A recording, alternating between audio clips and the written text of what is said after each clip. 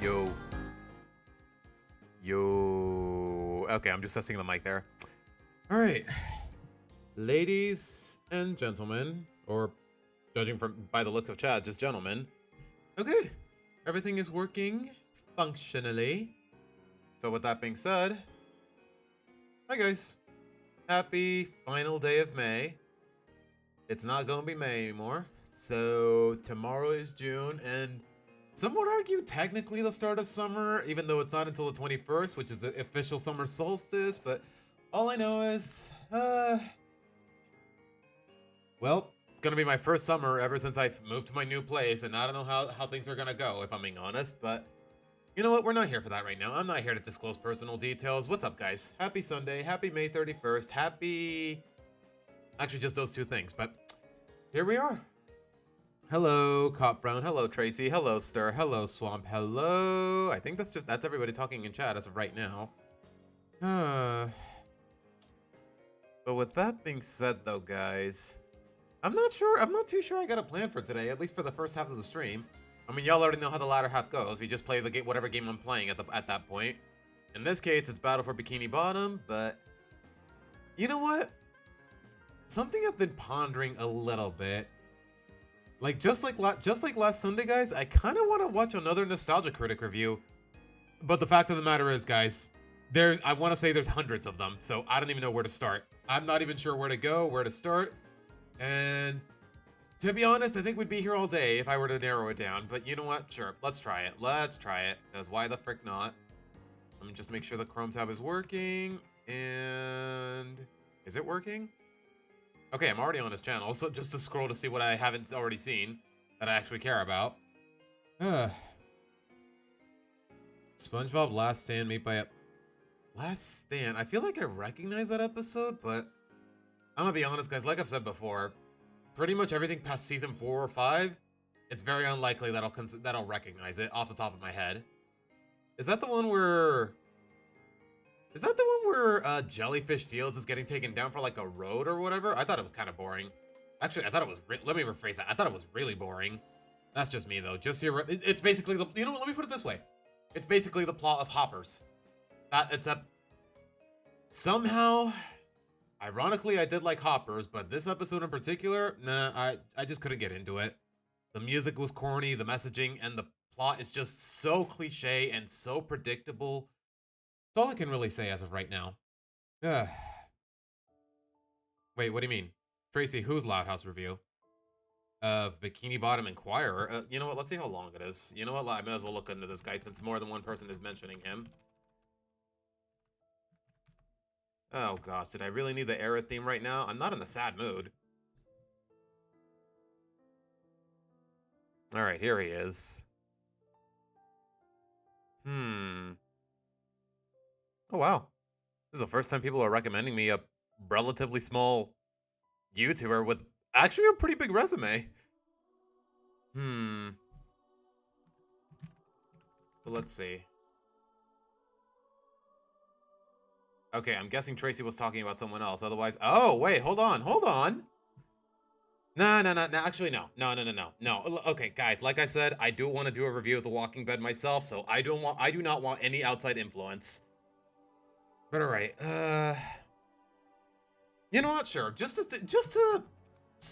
that it serves as an appetizer, I may as well. I mean, I got nothing better to do. It's just because I dislike the episode, it doesn't mean I'm gonna dislike the review. So, and you know what? It's only 16 minutes long, so sure, let's do it. Media tab check. After this watch, Swamp, because why not?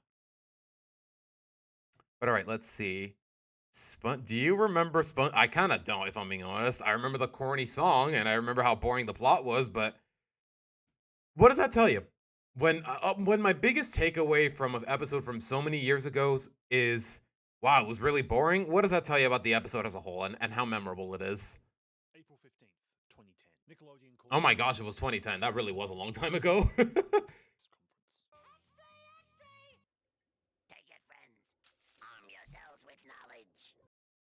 Was that really what his voice was like in English? Oh my gosh.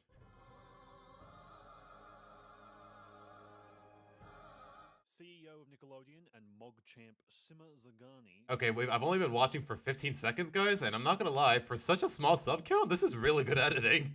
I'm not gonna lie. Takes a stand. Yep. Earth Day. Wait, am I on the wrong screen? Am I? Oh gosh, hold on, guys. Yep, I completely forgot to set up the Chrome tab. I'm always missing something, aren't I? Okay, you know what? We're only 20 seconds in. We can start from scratch.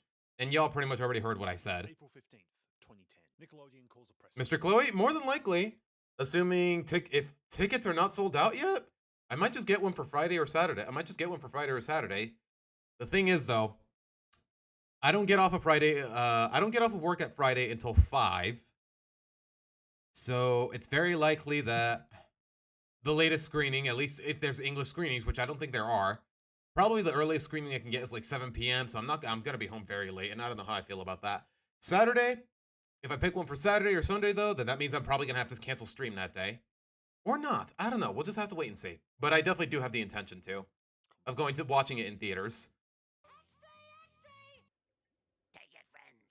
Arm yourselves with knowledge. I already like I said, not even 20 seconds in, and I already really dig this editing. CEO of Nickelodeon and Mog champ Sima Zagani takes a stand. Sima Zagani? Are the captions, did the captions miswrite it, or is that actually how it's spelled? You know what? Okay, it's probably misspelled. Yep. Earth Day. Please, someone cheer. Okay. So we're making more SpongeBob. That was a chance for applaud. No. Okay. Yep. Wait, this was an Earth Day special? Okay, that makes more sense, but still, what did it amount to? Like John Lennon, right? Yeah. No, I actually don't. Easily my least favorite Beatle. I'll say that much. Nice. How about Earth Day? Yeah. And you know about that? No. Okay. That's all good. Well, for Earth Day, we're going to do a marathon of nature-focused SpongeBob episodes. There's more than one? Yep. I know. Nice. I guess you could make a case for all those episodes where he's jellyfishing or whatever, but... And also, we've got a new special coming. New York, April 5th, 2010. Nickelodeon celebrates Earth Day with the Wait, premiere of... is that the Battle for... Oh, okay. Is that the Battle for Bikini Bottom sequel? Or is that just Battle for Bikini... the remake? Huh. Special, SpongeBob's Last Stand. Releasing on... Not gonna lie, it looks so much better than the game I'm playing right now. Thursday, April 22nd at 8 p.m. In SpongeBob's Last Stand, SpongeBob and Patrick learn the Shelly Super Highway is coming to Bikini Bottom, right through Jelly. Yeah, I don't even remember the highway's name, guys. What does that tell you? Devastated by the news, they launch a campaign to stop the construction, but everyone else... Oh my gosh, Swamp, do not get me started. I don't know how things are gonna play out in Mexico, but as far as the US screenings of Digital Circus are concerned, good luck, guys. Good luck. Okay, Swamp, I know you specifically don't live in the US, but the rest of you who plan on watching it, I wish you the best of luck. Bikini Bottom seems to love the idea of a new superhighway. Wait, since when can he wall jump? Okay, I'm paying more attention to the gameplay than the actual commentary. I need to recalibrate my mind a little bit. Or it could be the end of Jellyfish Fields forever. The special, which will be preceded by a 2-hour marathon of nature-themed SpongeBob SquarePants episodes, features 2 musical numbers, the Jellyfish Song and Give Jellyfish Fields a Chance. Ugh. Both very boring, very annoying songs. Like, I don't know, there's a fine line between compelling and just way too preachy for its own good, and this episode was definitely the latter. Songs of the 1960s. 2000. I guess that's probably why, because they took inspiration from probably the worst decade you could take it from. Registered Sigma offender Paul Tibbett. I'm sorry, what? Sigma offender? Assembles a team to handle this new episode, all to coincide with Nickelodeon's big Earth Day focused event. Andrew Overtomb stepped up as lead writer. A little fun fact about Andrew. Wait, is this a time where Nickelodeon just straight up shut down the network for a couple hours? I remember one weekend when I was a kid where the whole network got shut down for like 2 whole hours, just doing nothing, just showing a blank screen, basically. Later in his career, he became the CG director. Oh, that's the movie game Swamp. Why didn't that get a remake? For the CGI SpongeBob movies. So he created the visual style that combined basically their 2D animation look, as well as the stuff that they learnt from the stop motion animations, to combine all that together to make what the movement and style is in the new CG SpongeBob movies. Huh. Interesting. And honestly, surprisingly the styles blend really well. He's responsible for that. He also had Tom Yasumi as co-director and Aaron Springer as storyboarder. I have no idea who they are, if I'm being honest. Now, typically in these investigations, we spend some time and talk about the incredible strain that they were put under. Last-minute changes, just crossing the line to get these things released. They had this done about a year before the event. They had this done, this episode, completely done months before the special was even announced. Wait, what? Okay, they listed, I think, 3 or 4 times with the American Patent Office for this episode leading up to it. So this was done in 2009, months before it was announced, which is incredible. And I think speaks to now in this second age of SpongeBob, post the original creator leaving, they're now in a much more automated. The machine is a lot more oiled in this state. I think this speaks to that. We're not so much crunching to get stuff released nowadays. Okay, but what does that have to do with the episode itself, though? In January of 2010, still months before the episode is announced, Vincent Waller, the now man in charge of SpongeBob, released a handful of sketches showcasing. Oh my gosh. Ugh. I'm not gonna lie. I mean, I don't know. These hippie designs of SpongeBob and Patrick, they just never sat right with me. Designs for the hippie SpongeBob and Patrick looks, as well as a nearly finalized SpongeBob band outfit drawing. We've got a background design of the Krusty Krab and a model sheet of Buff Patrick. We also have some more expressive designs. Why is he double cheeked up though? By Vincent that really communicate the overall tone and vision of the episode, full of motion, nature, and especially music.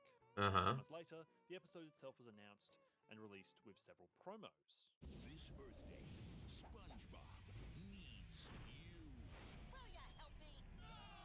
This doesn't look good at all, Patrick. Does this? I completely forgot about that shot, if I'm being honest. To save his beloved jellyfish fields. Superhighway? Do you know what that means? Our jellyfish field!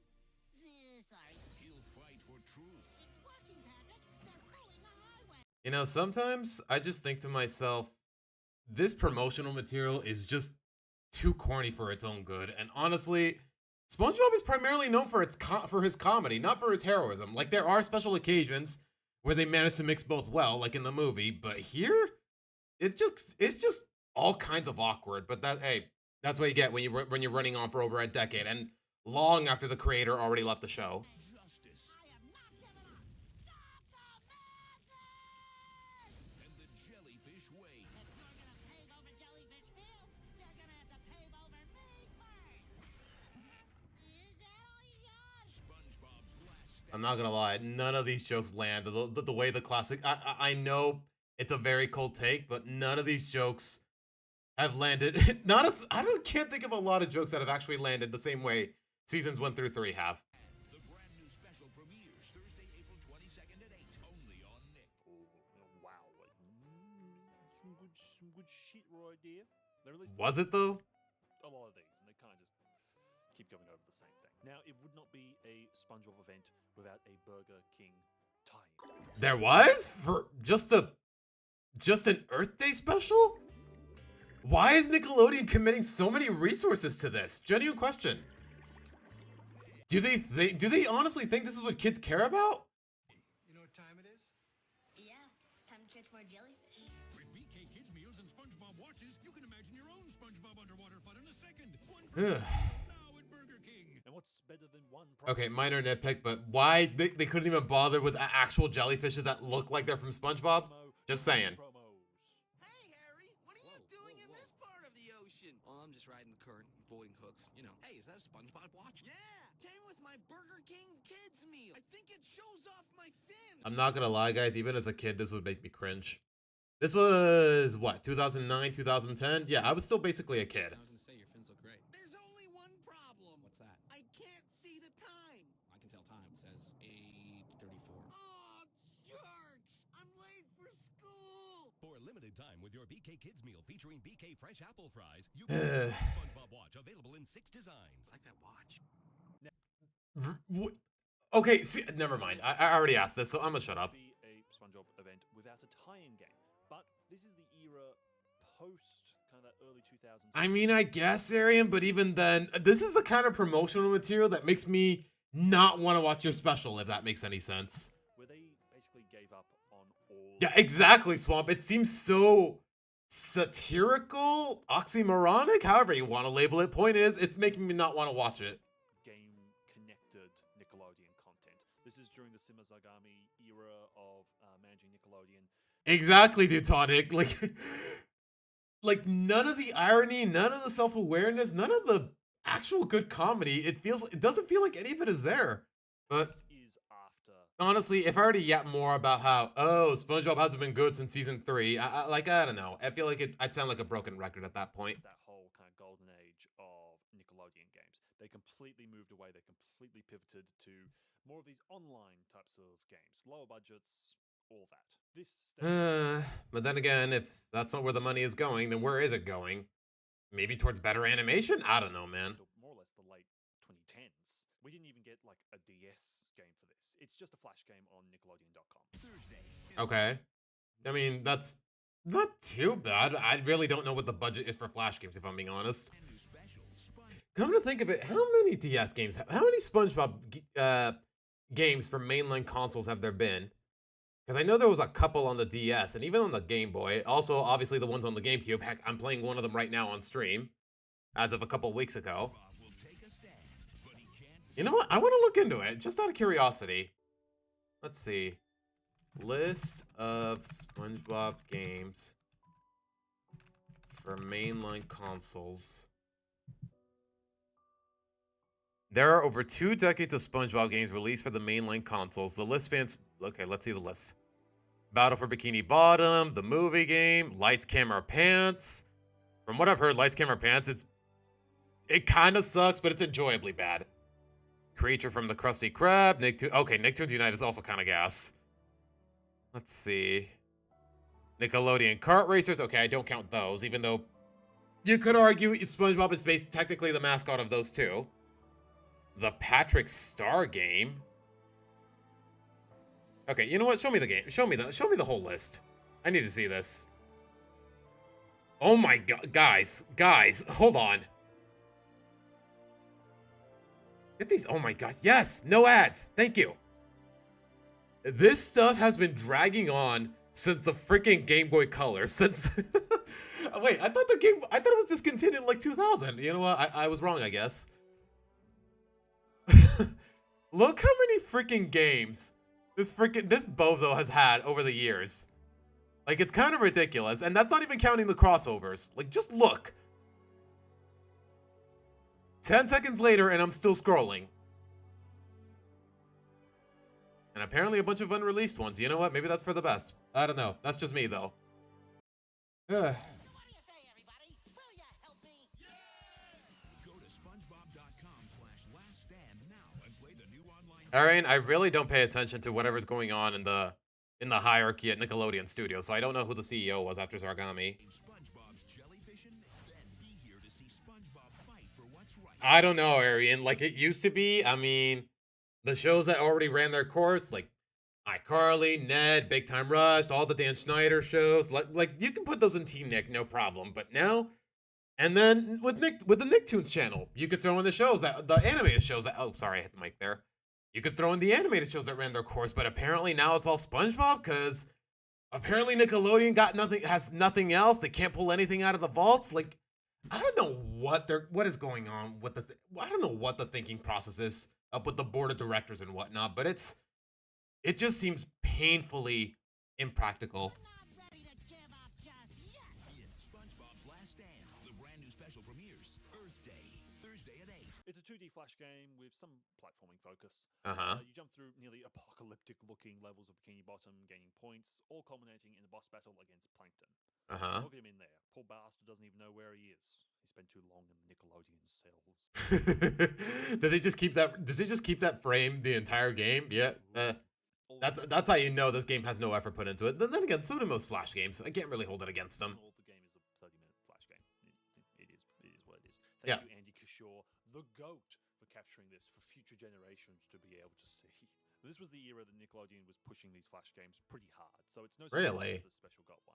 All SpongeBob specials at this time were getting them. Okay, to be fair though, it wouldn't be the first, because I do remember as a kid there was a Flash game for freaking Dunces and Dragons, and I was practically addicted to it. Even just normal episodes were getting them. Now, why Earth Day? Of all the yearly events that happen, like there's a day for rubber ducks, there's a day for donuts. Why Earth Day? Yeah, guys, I'm gonna be rhetorical question. How many of you in chat actually have ever heard of Earth Day, especially the non-American viewers? Genuine question. Entire special about and do a marathon. Because if I'm being honest, the only reason nobody celebrates it. The only reason I even know it existed is just because in one of the calendars I got as a kid, it was just casually mentioned. Well, it was an interesting time in 2010. Around that time is when we saw a big shift of focus to Kind of interesting though that the movie game actually incorporates mechanics from Battle for Bikini Bottom. You have to wonder if it's like is it like a sequel, a spiritual successor? I don't know, but you know what? It's interesting nonetheless. climate. I remember being a kid in 2010 and Earth Day suddenly being a thing, and then equally as suddenly the next year never mentioned again. Now that could just be an Australian thing. We may have just given it a whirl once and then given up. We do stuff like that. It's basically only relevant for 2010 and then never again. But Yeah. it was a real hot topic at that time. I mean, I'm gonna be honest, guys. When somebody mentioned it earlier in chat, I completely forgot the episode existed until that point. as a 9-year-old. Like all of that marketing, and somehow it was a really forgettable episode ultimately. Knew about Earth Day in 2010. And Uh-huh. it was clearly enough of a hot topic for Nickelodeon to decide to profit from it. How? Like, I don't know. This is just one of those instances where they're so much more focused on an agenda than they are on the quality of a. Well, not to hopefully this makes enough sense. They're more focused on an agenda rather than the quality of a freaking SpongeBob episode, and that's really telling. Using thousands of DVDs. Even in 2010, where you could just tell that they just don't care enough anymore, or it's not as good as it used to be. Which, interestingly, came out ages before the special itself. New to DVD, March 16th, SpongeBob's Last Stand. When there is Bro, they make it seem. Bro, why were they marketing this like it was some sort of finale? no hero, It's not. Like, it's the farthest thing from it, come to think of it. Because, guys, we're in 2026, and this show is still running. someone has to step up. There's still one citizen who won't sit still. But hey, as long as Tom Kenny can pay his bills, I guess. Although at this point, I think he's rich enough to be set for life. That's just me, though. Article-blowing stories filled with Plankton's evil plans. The Shelley Superhighway goes right over Jellyfish Fields. Hey! Features a never-before-seen episode, plus how to make SpongeBob SquarePants and karaoke music videos. I'm not ready Okay. to give up. I am SpongeBob's Last Stand. New to DVD, March 16th. You could find SpongeBob's Last Stand DVDs on store shelves a whole month before Yeah, the no- episode aired. Really? Why were they so insistent? Like, you know what? I already know. Agenda. Like I said. Agenda. Chaos runs rampant in Bikini Bottom. All the jellyfish who used to live in Jellyfish Fields.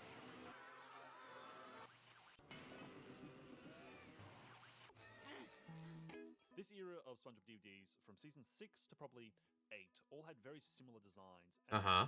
I do like them, but they are a little bit bland. This was the era of Nickelodeon's clean, minimal aesthetic, and that ain't it. Was this the start of it? Cause yeah, unfortunately we are, as a society, I feel like we're more or less desensitized to it now. Bare minimum effort when it comes to DVDs and DVD menus, like yeah, to the surprise of nobody. But the DVDs are good. I still own a bunch of them. And at last, April 22nd, 2010, the episode released. It And then what? Simultaneous launch across America and overseas countries, which would explain the slightly later release time for 8 p.m. for the special, which would be in the morning in Australia and other eastern countries. It released to a very positive viewership, sitting around 4.7. I mean, yeah, it's even if it sucks, it's freaking SpongeBob. It's probably gonna dominate in terms of ratings and whatnot. It unsurprisingly dominated. million live viewers, a great achievement for SpongeBob at this stage of its life. It received Really? positive to middling reviews, but got consistent criticism, mostly from more conservative branches, for its promotion of environmentalism. Now, about the special itself, I watched it fairly recently with my wife. It was the first time she had ever seen it. Uh-huh. and We both really enjoyed it. I didn't.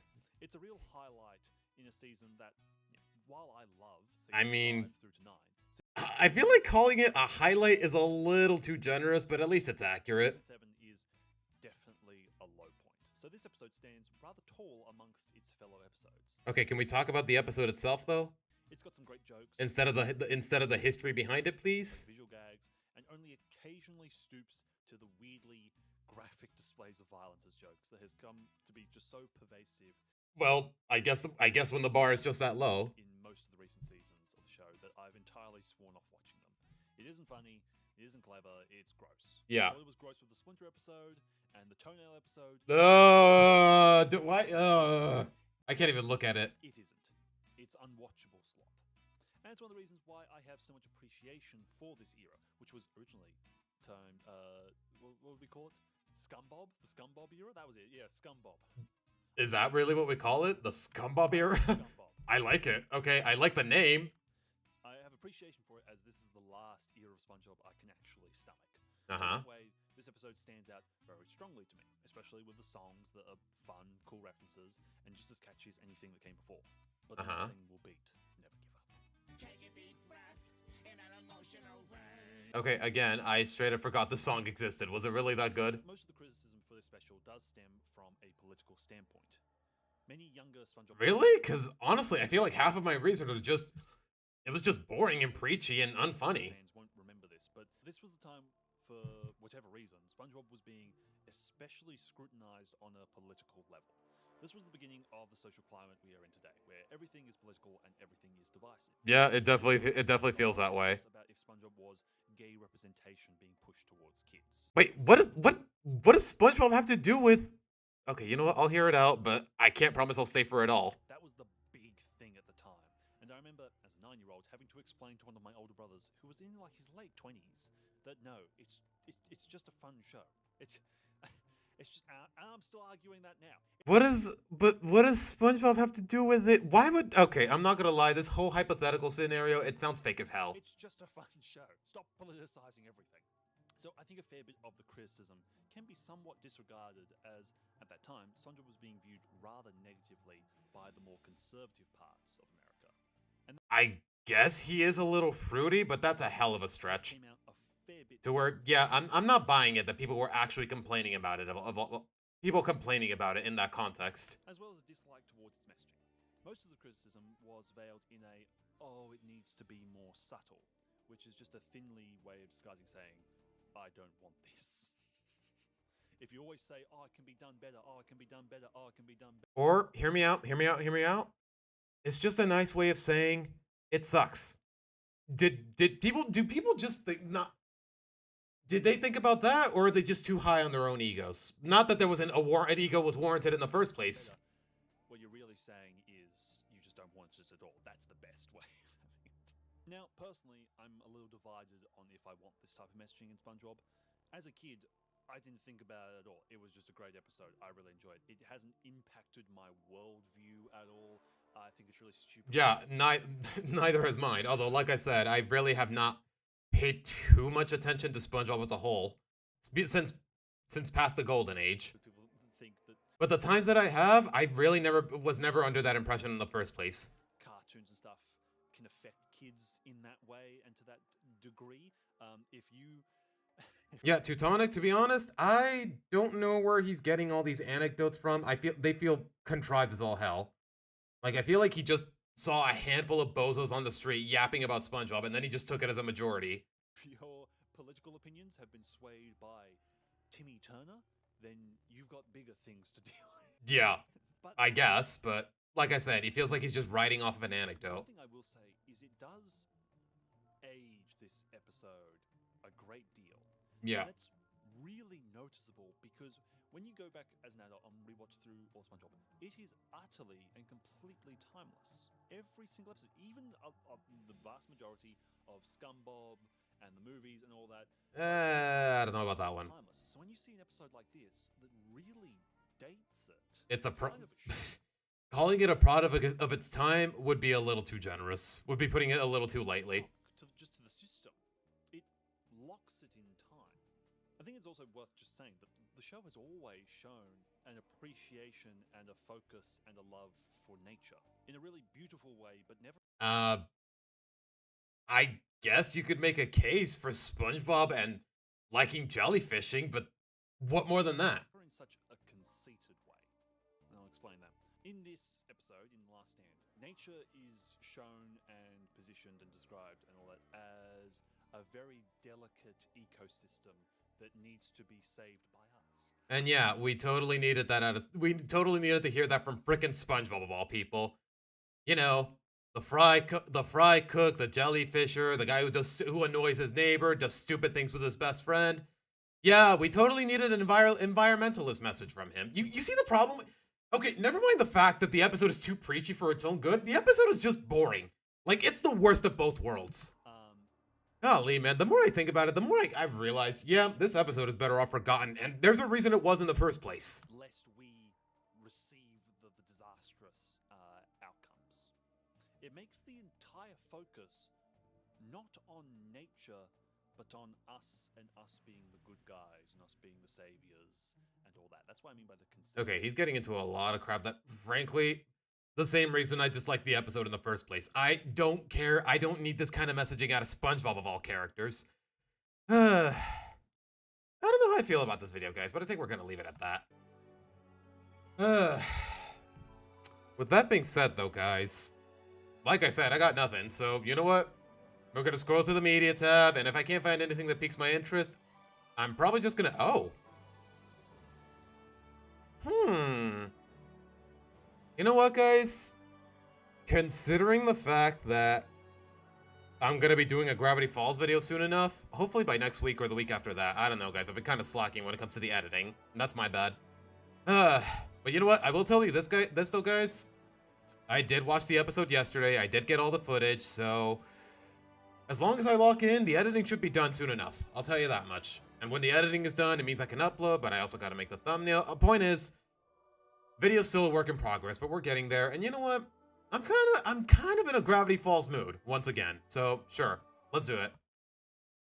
Ranking every Gravity Falls villain by Jambariki? Did I pronounce that right? I don't think I did.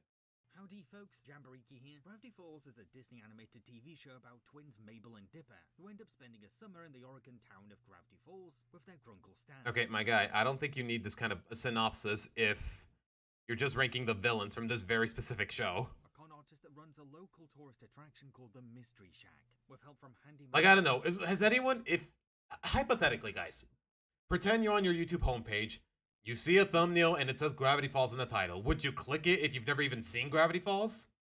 Maybe, maybe not, but the point is you don't need the synopsis for that, either way. And gift shop clerk Wendy. However, Gravity Falls is actually a very... Hold on, show me that shot again. From handyman Zeus and gift shop clerk Wendy. However... This one moment from freaking Boys Crazy where McGucket is just gushing. I don't know, man. Why does it still make me laugh? Gravity Falls is actually a very strange community that's full of deep conspiracies and scary folklore. Oh, and Stan, he's actually secretly building a portal to bring back his twin brother Ford from the multi-dimensional universe. In this video, I'm going to be ranking the villains that Dipper and Mabel face in Gravity Falls. Okay, is there any reason to doubt why Bill Cipher won't be number one? Because... let's be real, guys. He's the ultimate antagonist. He's the one that's consistently a threat throughout the show. The rest of them, they're usually defeated by their first appearance. Except for Gideon, I guess. Although, I won't be counting antagonists from the non-canon anthology episode. Aww, come on. The Handwich is actually kind of funny. Let the countdown begin. I'm a little surprised that there's 18 of them. Oh, okay, because he's counting the zombies. He's counting the ones that don't even have actual names. After the FBI refused to believe Dipper about his journal, he desperately summons a horde of zombies to prove that it's the real deal. But now... I mean, are they really even worth counting, though? They're literally just zombies. You know, the undead wanting to eat your brains. That's it, man. No idea how to defeat these undead. Gravity Falls features many monsters that are rather horrendous for a Disney cartoon. Yeah, that's what makes it so great. Partially, I mean. How grotesque these zombies are. Plus, I love how the episode experiments with its lighting to show the more nuanced terror of animated zombies.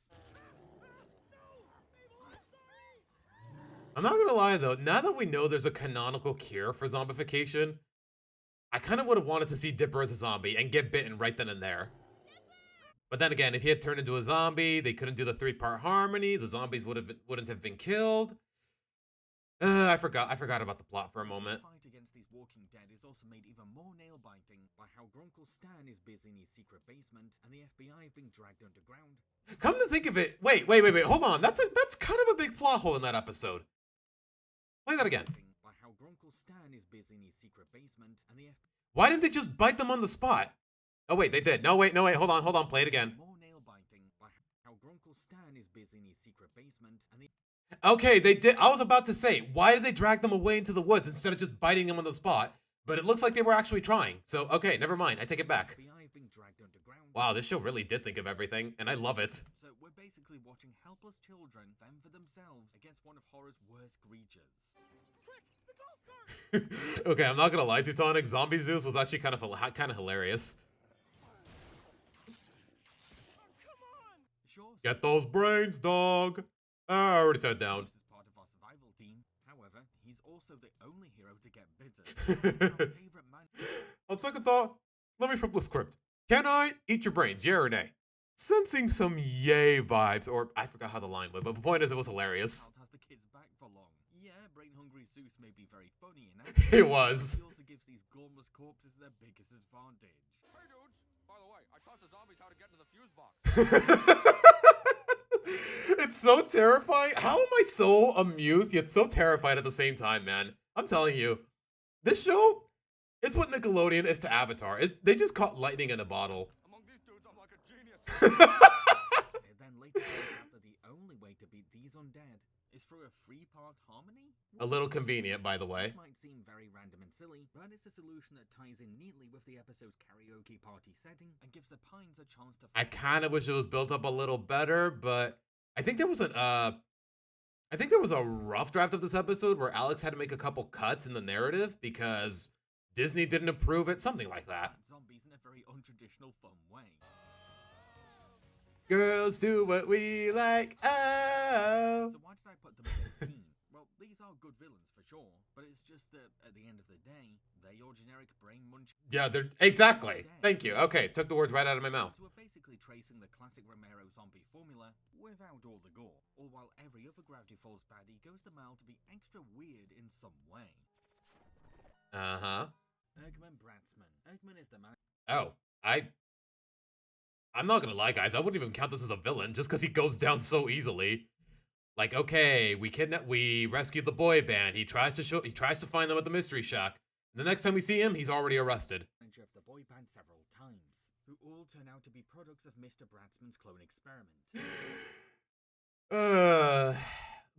One of many instances where they cast a member of NSYNC to play a boy band member, and I love it. Like, I don't know. I love it when Lance Bass or Justin gets cast to play a pop star in some sort of cartoon. I don't know what it is, man. It just makes sense. This villain has achieved a scientific landmark by inventing the first ever human clones. Yet he desires the wealth and bounties of gold records. That's a good question, Arian. I mean, she was an antagonist of sorts? Maybe he will. You know what? Let's see. Traditional mad science goals. It's bad enough that he's playing God through morally ambiguous science, but he also treats his boy band like personal pets at best. Okay, that was kind of messed up, though. I'm not gonna lie. Human slaves at worst. Bro, this aesthetic. Boy band like personal pets at best, and you. Okay, whoever designed this shot in particular, they did their research because this just reeks of NSYNC/Backstreet Boys. More so NSYNC. Slaves at worst, all while being fully prepared to replace any member that lets him down. Remember, you can always be replaced by your brothers.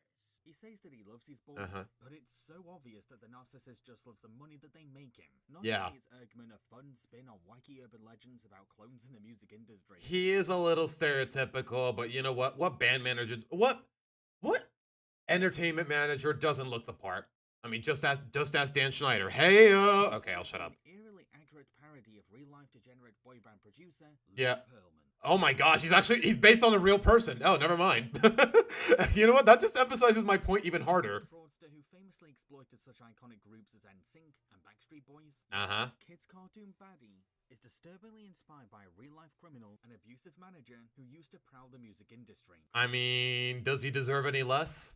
I don't think he does. Creepy, huh? They must be around here somewhere. I'll find those boys if I have to turn this town upside down. Even though Eggman gets Oh, I kind of wish you had shown the line that Seuss said there.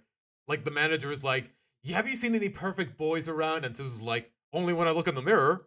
Haha, up top. And then he just high fives himself. Like, I don't know, man. A lot of Zeus's confidence is unearned, but at the same time, it's something you can respect a lot of the time. Arrested in the end, it's sadly not for his crimes of imprisonment or illegal signs, but for a missing license plate at a GOAT 8. So despite now deserving Teutonic. Darn beautiful men. Always eating out of my trash. Wait, what? Like, honestly, the wait what there, that just sells the whole line. That sells me on the whole line. I'm telling you, man, this show was peak comedy, man. I haven't laughed at a kid's cartoon this hard since SpongeBob. Since classic SpongeBob. Let me rephrase that. being in jail, no one will ever know his dog's secret. Hello, Erica. Welcome to the stream. Blendin Blandin. Okay, yeah, that definitely counts as a villain. Loopy time traveler who has a mission in Dipper and Mabel's timeline, but while visiting present-day Gravity Falls... Okay, to be fair, though, in the case of Blendin, Dipper and Mabel straight up made him a villain. Otherwise, if they had just let him mind his own business, he would just be a run-of-the-mill time traveler just doing his job. The twins end up stealing his time tape and use it for themselves. This leads to Blendin being sent to prison for ages. In revenge, Mr. Blandin challenges our heroes to a dystopian deathmatch called Globnar. This is a very dumb and clumsy villain. Intentional, of course. He's so dang... Kind of helps by the fact, kind of helped by the fact that he's voiced by Justin Roiland, which is the voice of Morty, by the way, guys. Pathetic that our heroes can't even remember his name. What did you say your name was again? Blindo? Blar blar. There it is. Blendin is a time travel agent who's not as cool or slick as his job sounds. Heck, you could partly blame his own... Wait a minute, I'm sorry. Show me that idea. Wait, show me that idea again. ...agent who's not as cool or slick as his... How did you pronounce this number again? 2070? What? I can't believe they're actually using the... I don't even know what this accentation is called, guys. That's how obscure it is. I'm familiar with it in Spanish because we use it above the N sometimes, but I have no idea how to pronounce it for the life of me. ...his job sounds. Heck, you could partly blame his own unprofessionalism for causing his time tape to end up in Dipper and Mabel's hands. Okay, to be fair, though, they did steal it from... Why did he... Yeah, okay. On one hand, yeah, Dipper and Mabel stole it, but at the same time, they stole it very easily. Like, he left it on the side while he was in the middle of a carnival ride. I think that's how it went down. Guard it with your life. Yeah, exactly. Watch it like a hawk, dude.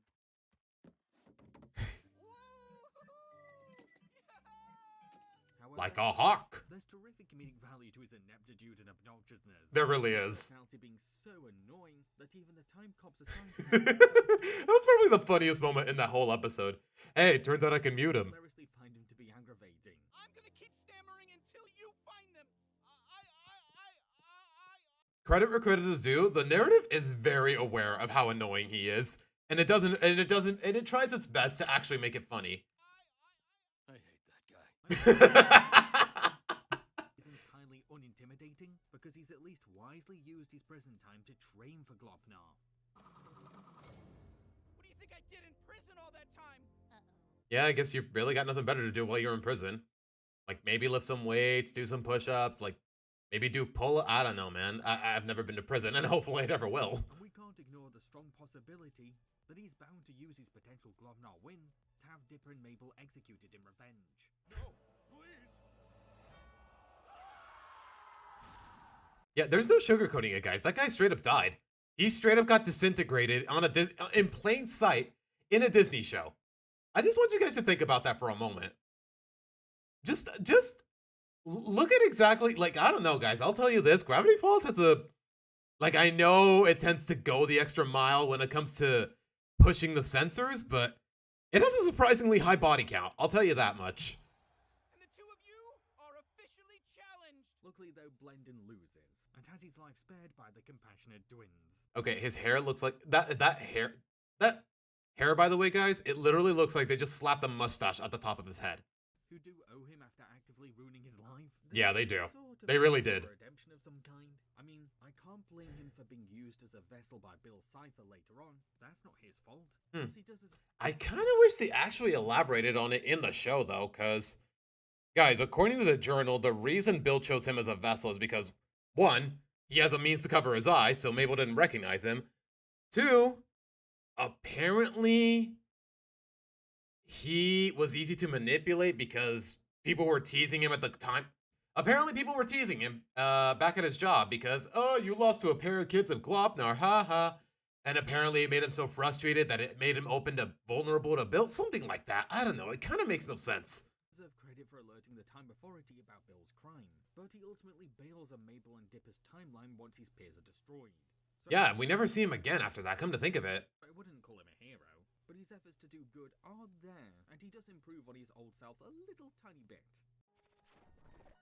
Yeah. Preston Northwest. Okay, that's definitely... Oh, kind of surprised he picked the dad and not Pacifica herself, but...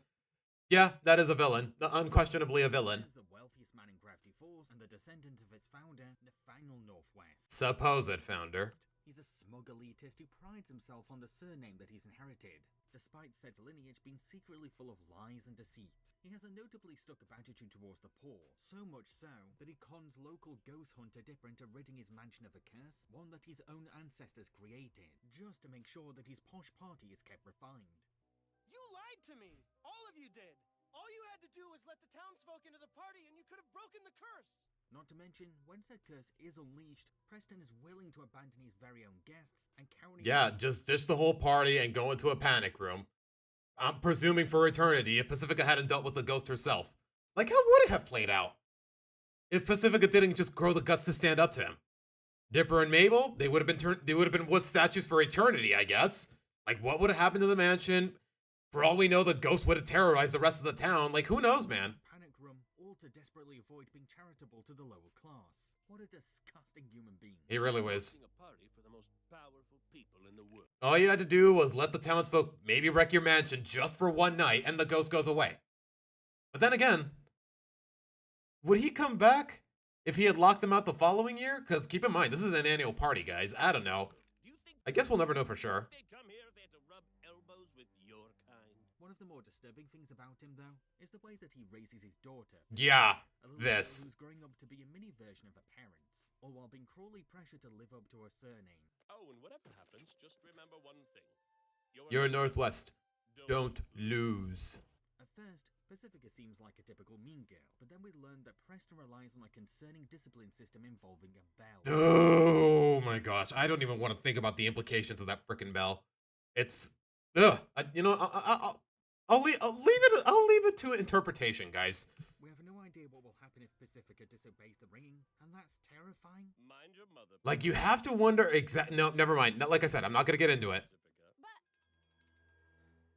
Yes, Father. What's just as alarming, though, is that once the God of Chaos, Bill Cipher, takes over Gravity Falls, Preston is 100% happy to surrender himself. Okay, at that point, he just seems a little stereotypical. Like, wow, he only cares about money. Like, wow, he's a capitalist. Like, that moment, he definitely leaned more towards stereotype rather than a compelling antagonist. Although, to be fair, most of the time he was a little cartoonish in his smug behavior and his villainy. To a higher power and become Cipher's And even then, he got what he deserved. Like, it was a horrifying visual, but it's still what he deserved. Yep, this jerk would sooner sell himself out before using his riches to protect his town. Thankfully, from here on out, it's nothing but well-deserved. Yep, deserved. It's horrifying, but he deserves it. And humiliating Oh, I can't even look at it, man. Like, I don't know, man. It's weird how I can actually stomach these horrifying visuals when it's happening to horrible people who deserve it. The kind of villain downfall that's worth grabbing snacks from the concession stand for. The Northwest family has gone broke after pledging his allegiance to Bill and then placing all his savings in weirdness bonds. How did he get the chance to do this? He was a stone statue for most of the apocalypse? I don't know, man. Preston Northwest had to sell his mansion to preserve his family fortune. The Lilliputians. These little... Okay, yeah, that's a villain. That's a villain, all right. Live in the Gravity Falls Crazy Golf Center and are facing division and hostility between each other. So, Mabel, who was eager to beat Pacifica in a game of cricket... You know what? I'm not gonna lie. They were kind of petty to where they were annoying rather than entertaining, but they were entertaining nonetheless. Offers to reward a gold sticker to the clan who helps her win, but the competition drives the buggers to get desperate.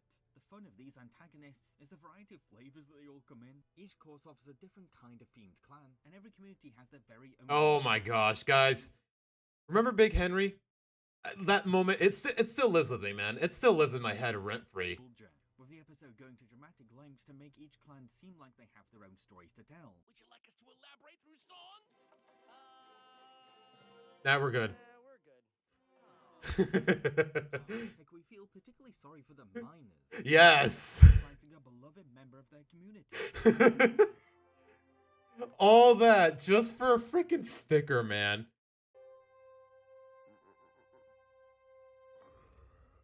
It's just kind of hard to pity them once they go crazy.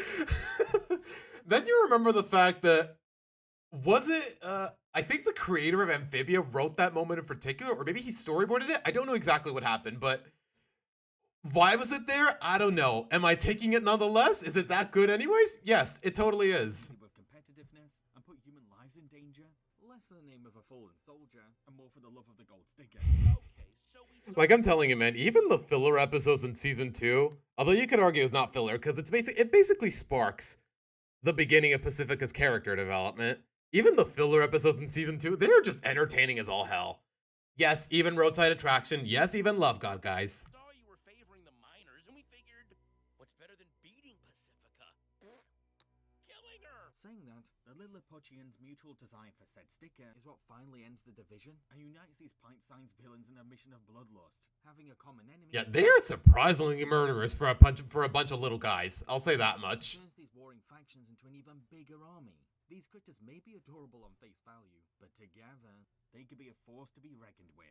Cut open her belly and get the sticker! Get the girl! Slice her open! I keep remembering that one Lilliputian who was just blabbing in French stereotypes, and then the caption says, "I don't actually know French." I'm telling you, man, this show was peak comedy. You guys aren't appreciating the lesson here. Our heroes do eventually escape, but the villains get to keep one kidnappee and force him to be their hostage forever in their crazy Golf Kingdom. I completely forgot. What was his name? Sergey? I completely forgot. He's still there to this day. It's a little bit unsettling when you think about it. So, where do they keep him once the sun rises and the Pud Hut actually has visitors? Not important enough, I guess. The wax figures. In one episode... Oh, yes. Wax Museum and adds a new model based on himself. The following night, though, someone decapitates Wax Stan, and so the Pines twins investigate possible suspects. I mean, Erica, I've said it once, I'll say it again. I do think there is a worst Gravity Falls episode, but I don't think any of them are bad in general, like completely bad. Like there's some good, there's average and above average, but none of them are outright bad. 2 whole seasons of oh gosh, I lost my train of thought. Point is, I don't think there's a single bad Gravity Falls episode. I will stand by that. There's a lot of them that I dislike, but not to where I think, oh my gosh, this episode sucks. Only for us to find out that the other wax figures were the culprits all along. The heart of these villains is how the episode executes them into the mystery. I think the one thing I'll remember the most about this episode is just the Larry King one-liners. May he rest in peace. Of the week. You see, there's enough strong red herrings to keep us guessing who may be off Wax Stan. Yeah, you really? Customers at the unveiling. I think this is the first time they more or less did an engaging mystery. Because keep in mind, guys, this is the 3rd episode of the 1st season. Like the first one, okay, who really is Norman? Is he a vampire? He turns out to be a bunch of gnomes. Nothing too complex. 2nd episode, oh hey, get pictures of the lake monster. Okay, not really a mystery, just the twist is that the lake monster is actually a robot. Here though, there's actually layers to it, if that makes any sense. The murderer could have been anyone. But the episode also slides in natural foreshadowing. You there. Old man McGucket, local kook, are the wax figures alive? And follow-up question, can I survive the Waxman uprising? Okay, that is actually really good foreshadowing, come to think of it. Clues can be applied to humans while still matching up. Oh, hold on. I got you, Erica. Hold on. Like, there's a reason I put the captions on the video. I turned the captions on in the video, but even then, thanks for letting me know. With the wax figures in the end? Wax Stan's shoe has a hole in it. When you rewatch this episode too, the murder of Wax Stan becomes more emotionally haunting, because we know that Stan most likely saw his wax doppelganger as something to fill the void. You know, come to think of it, it could have been so easy to completely forget about the fact. Like, keep in mind, guys, this frame is from like the first 5 minutes of the episode, and we don't find out who the murderer is until like the last 4 minutes. They could have easily left out this detail in this frame of Wax Stan having a hole in his shoe, but they didn't. Like, if you pay attention to every individual frame, guys, you'll come to find there is a lot of attention to detail in the show that actually respects the continuity, and that's all the more reason I really love the show. We know that Stan most likely saw his wax doppelganger as something to fill the void of his missing twin brother, hence why Stan makes the death of his silly vanity project. And then there's that whole parallel between Wax Stan and Ford, which definitely has a huge payoff later. Thank you all for coming. Some people might say it's wrong for a man to love a wax replica of himself. They're wrong. These villains get a pretty short screen. Like, you'd think at first he's just humoring you'd think at first he's just appreciating the wax figure for his own ego or whatever, and Zeus is just humoring the crap. But then you remember, hey, he has a twin brother that has been long lost for 30 years, and maybe this is his way of coping of the fact that he might ultimately be gone. Because keep in mind, guys, at this point, he feels like he doesn't know that Dipper has the journal. He doesn't know there's still a means to rescue him. Like, there is just so much emotional continuity with this franchise. It's crazy, man. Are we sure this aired on freaking Disney Channel of all places? I guess for a while it stopped. That's stopping the case, but still. Time thanks to being last-minute twists, and are rather easy to defeat due to their soft, meltable flesh, so they are a little anticlimactic after all the build-up behind the mystery. However, it's Wax Sherlock Holmes that makes up for these setbacks. Not only is he the perfect foe for an episode about Dipper trying to prove you know what I love about some of these wax figures? Makes up for these setbacks. At least for the ones that are based off of people that were alive at the time. Wax Coolio, actually voiced by Coolio. Wax Larry King, actually voiced by Larry King. It's kind of hilarious that they actually got these celebrity guests. Like, let me put it this way. This is celebrity casting done right, man. Not only is he the perfect foe for an episode about Dipper trying to prove his junior detective skills. Those cops were right about me. Dipper, we've come so far. We can't give up now. The Wax Sherlock's over-the-top British accent and classic theatricality are one of the very few times I think John Oliver was actually funny. Yeah, I said it. Perfect traits for an animated villain. Now that you know our secret, you must die. Okay, I'm not gonna lie, that whole pupils going to the top of their heads, that was so unnecessary. But hey, I guess it does sell the idea that they're supposed to be terrifying, which they are. They are living wax figures attempting to murder someone. I mean, you're supposed to be scary, but I feel like this kind of oversells the idea a little. Also survives long enough to be granted a cinematic duel against a new generation of detective. Oh, and speaking of Dipper, he actually outwits Holmes himself in the end, which really is a fantastic flex for a kid mystery solver. I guess. Seems a little convenient, though. I mean, did he intentionally lure him to the rooftop, or... Got any sunscreen? I don't think they ever really clarified it, but I guess there's no harm in interpreting it in the positive way. What?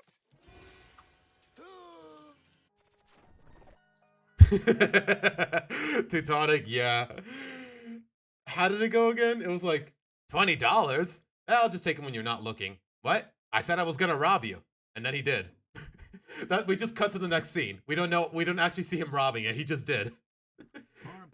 Like, sometimes this show is just so self-aware that it can get away with trimming out those details. Because ultimately, they're not the basis of the plot. Mara and Pa were once humble shopkeepers, but they found the teenagers who hung outside their store to be too... Homework's whack, and so are rules. Tucking in your shirts for fools. I'm telling you, man, every time Alex Hirsch just did this random-ass voiceover, I think if we got any more of it, it would get annoying, but it's done in small doses to where it actually makes its way into being funny. And both died from heart attacks. When Dipper, Mabel, and their teenage friends break into Ma and Pa's abandoned store years later. Oh gosh, Erica, let me put it this way. 80% of the casting in Lion King 2019, absolute trash.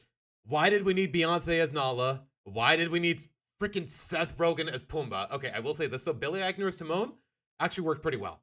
Rest of the cast, you can either take it or leave it, but mostly leave it. They are attacked by the shopkeeper's ghosts. The fun thing about these vengeful spirits is how imaginative they are when it comes to haunting. Whether creating warped apparitions when characters feel at the most safe. Or coming up with supernatural punishments that are either darkly ironic or utilize supermarket items. With each teenager facing harsh treatment just for... Okay, why did he turn him into a hot dog, though? Being themselves. What? I'm bonkers for eating you alive! No! Okay, we hear an impalement. This is one moment that's actually bothered me for a long time now. We hear an impalement. We hear him screaming in horror, but that was a spoon. Did the mascot somehow impale him with a spoon? And I just, wait, hold on. I just realized. I didn't even look at the back of the cereal box in this frame. That's ironic. And our only clue to their very existence are the eerie chalk lines for their dead corpses. Uh-huh. Wait, maybe let's not do that. This guy's scared. This married couple might seem... Okay, I'm not gonna lie. This moment kind of bothered me a little bit. Like, I feel like at this point, people would know, especially Dipper and Wendy. Hey, maybe there are some scary things going around in this town. Do we really want to draw the line at ghosts? But somehow the teenagers, I guess, in typical teenager fashion, they were like, ha, you're scared of ghosts. Wow, you're such a kid. Like, really?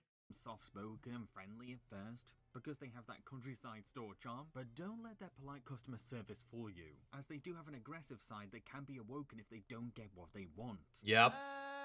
Is there anything else I can do? Okay. Dipper is able to calm the... Okay, I'm not gonna lie, guys. This one moment, it does raise a little bit of a red flag. Just think about it for a moment. What's how did they manage to quell the spirit of a disgruntled boomer? You put a little boy in a costume and you make him dance. I don't know. Part of that just doesn't sit right with me. Two spooks down. But like I said, the less you think about it, the better. Pandering to their love for youthful innocence. Especially with the old man's reaction. He's like, yes, more. Like it's, like I said, don't think about it too hard. Their prejudice towards teens, and will most likely once again terrorize the next batch of teenagers who explore their shop. Oh my gosh, Teutonic, I didn't even think of it that way. Oh my gosh, maybe he did go for the eyes, but yeah, let's work with that. Like, I'm guessing he was revived after the ghost went away. I don't know, man. Like I said, this is the kind of show that doesn't want to... It wants to draw the line as far away as humanly possible. The gnomes. When Mabel gets a new boyfriend called Norman, Dipper becomes suspicious. Norman, because they're gnomes. Norman. I'm surprised there's not a G in front of that N. Mr. Fella is a zombie in disguise. While Dipper is onto something, we're shocked to discover that Norm is actually a bunch of gnomes pretending to be a teenage boy. Schmabulok. This episode sneakily leads audiences into believing Dipper's zombie theory by giving us big clues that lean heavily towards Norman being the undead, while also organically dropping the fact that gnomes do exist in Gravity Falls. Guess again, Yeah. sister. Shabam! I'm sorry. Keep in mind, guys, this is just the first episode, and they're already they're already doing so well with foreshadowing, man. When the cat is finally out of the bag, the gnomes end up being pretty entertaining little creeps. Fairy tale. Oh, hey, it's that one shot that sparked like 10 different memes. Things that are wrapped in self-delusion and... Keep in mind, guys, this was 2012. A gnome barfing rainbows, nothing too crazy. Maturity. Will you join us in holy matrimony? Matrimony. Blah. Can't talk today. While these villains are more comical than scary, there is something chilling about... At first. These grown men's interest in marrying a little girl and keeping her as their shared wife forever. I know, right, Erica? Like, I mean, it's only for the first episode, but yeah, it is a little distracting. They're not just uncomfortably predatory, though, because while they're on the smaller side, they still have sharp teeth and scratchy claws. Okay, question. Is that brown just the hat's natural color, or is it just owed to the fact that he really doesn't wash that hat? Genuine question, because that never gets clarified. Plus, they can all collectively combine into one of the biggest threats in the forest. I don't know how that's physically possible, but you know what? If the point of it is just to scare you, then it's pretty successful at it. Now, yes, Mabel has made the mistake of being fooled by the gnomes. Uh-huh. But she gets to prove that she's not an idiot by cleverly turning a kissing practice idea into the perfect anti-gnome trap. I don't know. It seems I will say this though. It seems a little convenient that a gnome's weakness ended up being a leaf blower of all things. I guess maybe the idea is that without their leader, the gnome formation falls apart, but it's never really made clear. Thus proudly defeating them in their own Mabel way. 1, 2, 3. Like, what's stopping them from just coming back with the gnome formation? What's stopping the gnomes from just developing the formation again? Like, genuine question. The gnomes are pretty despicable characters, and a later episode even shows... Hey, yo, I completely forgot about that. Ways. To be honest, I doubt they ever will. You're surrounded by an unstoppable gnome army. Now give us back our deed and get off our property. And let the marriage ceremony begin! Celesta Bell Bethabel. When Oh my gosh, I hated this unicorn. I really did, guys. I really did. Like some people like to say, "Oh, this is a perfect episode to display how awful Mabel is." But no, that was just the villain's manipulations, guys. So anyone trying to make that case, I hope you're proud of yourselves. I'll tell you that much. Ford needs Unicorn Hair to protect the Mystery Shack, and eager Mabel agrees to take on the quest. But Celesta Bell Bethabel, the unicorn, labels the good-hearted Mabel as a bad person, who is not worthy of her hair. In a later twist, though, it turns out that she just likes scamming humans with lies. Yeah. While we can understand this unicorn's... Really? Okay, maybe it's just owed to the fact that I just hate how colorful the aesthetic of My Little Pony is, but yeah, this is a good contrast. To be left alone. This is good subversion. This is good parody. Whatever you want to label it. Not be seen as some kind of gimmick attraction. Celeste could have always just said go away, instead of immaturely resorting to messing with a little girl's head. I mean, there's honestly something really cruel about seeing this child being made to hate herself. Yeah, congratulations, jackass. You made a little girl cry. I hope you're proud of yourself. Really chase after unrealistic perfection. Celeste's emotional manipulation is killing this kid inside, and it's so hard. Yeah. She's basically eating away at herself. What am I doing wrong? Am I really this bad? Am I really this... Like, yeah, I get it. Mabel is far from perfection, but that's the gist, though.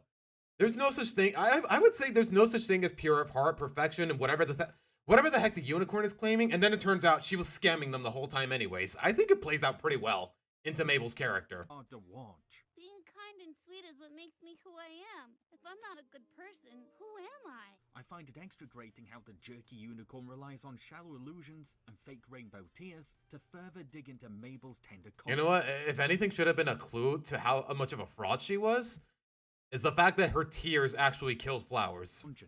This horned horse... Like, keep in mind, usually when it comes to mythological creatures like phoenixes and whatnot, aren't their tears usually used as healing ingredients? Like in Harry Potter, phoenix tears, they actually heal injuries, they cure venom, but here it's the other way around. May be pretty, but she's the real monster in this. Come to think of it, from that logic, is Gravity Falls basically what Shrek is to DreamWorks? Is Gravity Falls that to Disney? I don't know, man. You know what? Draw your own conclusions. Not to mention you're crushing like 10 dandelions right now. Those are basically children's dreams. No, how convenient. Meanwhile, Mabel's friends, who don't care about breaking a few rules, try to acquire unicorn hair in their own punk way. Why did you have to chloroform the fawn though? Because that's how far Celeste has pushed them, not only as anti-heroes, but also as Mabel's... Yeah, the reason people keep thinking, oh, Mabel only wants the unicorn hair for selfish reasons, but why do they want the unicorn hair in the first place? To protect the freaking shack from this interdimensional demon.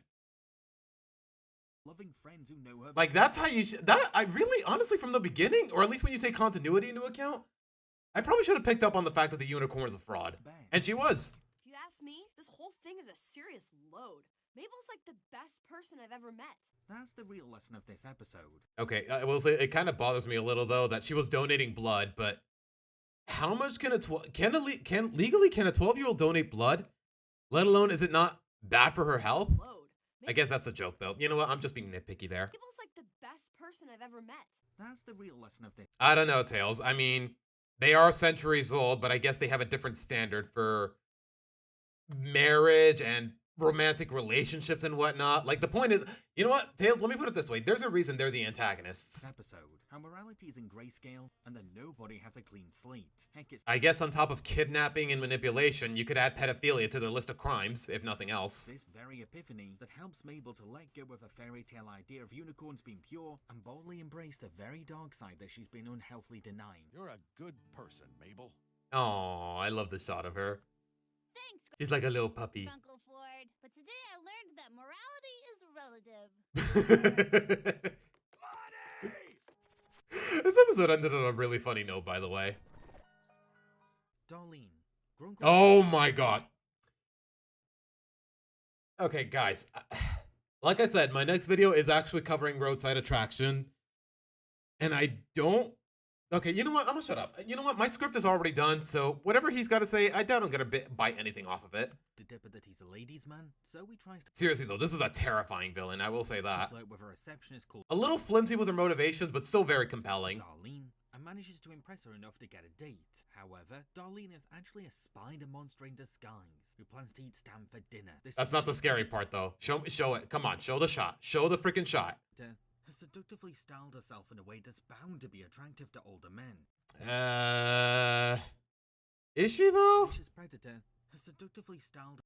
I don't know, guys. Anyone? Okay, okay? Like I said, I tend to like women my age. At least I hope that's the case all the time.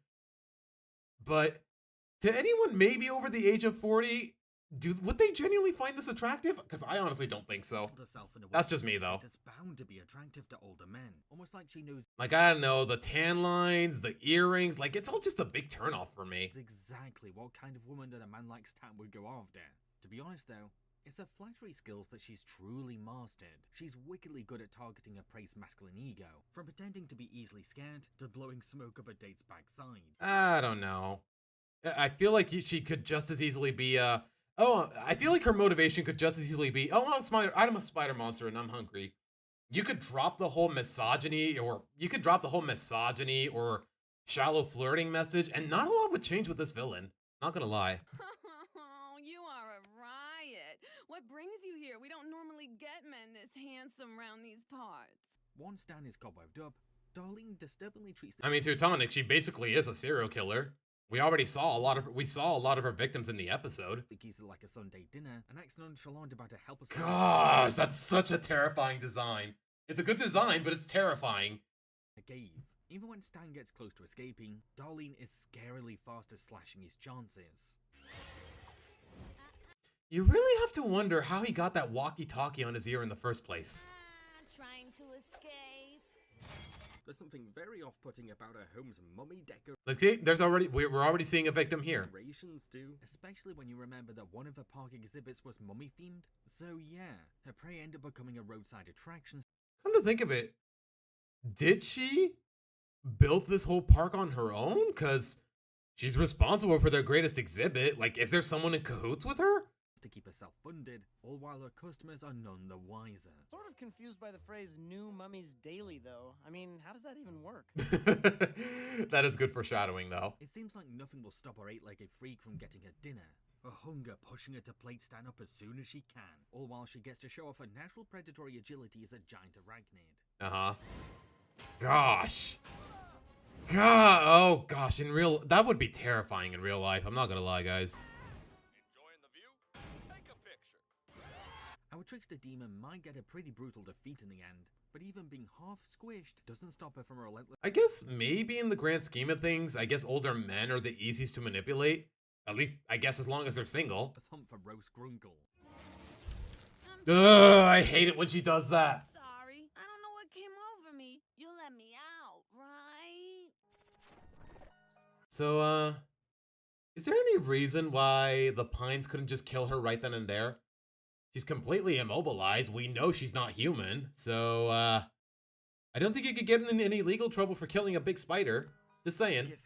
Zeus is struggling to find a date in time for a family wedding, so he resorts to playing Giffany. More experience. Giffany. Keep in mind, guys.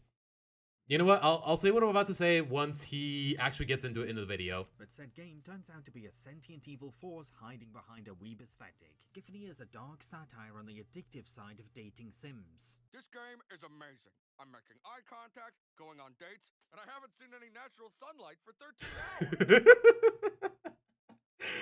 Why does that line get to me, man? Giffany is less focused on educating Zeus on dating etiquette and far more invested in making Zeus dependent on her game. Uh-huh. She does this by maliciously tapping into Zeus's biggest insecurities and then exaggerates these fears tenfold. That is a really cool visual, by the way.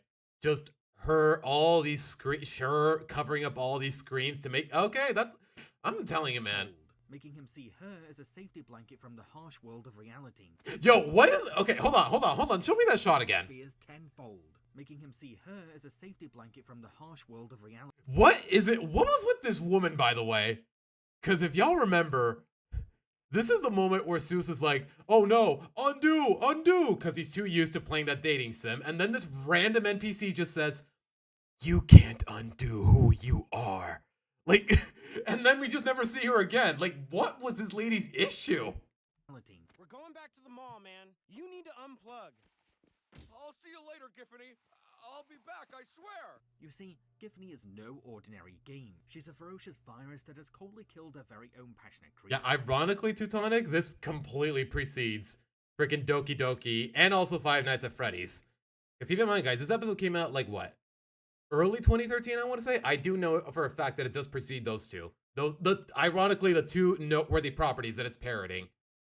Can you really call it a parody, though, if it wasn't intentional? It's almost like you're actually alive. Yes, almost.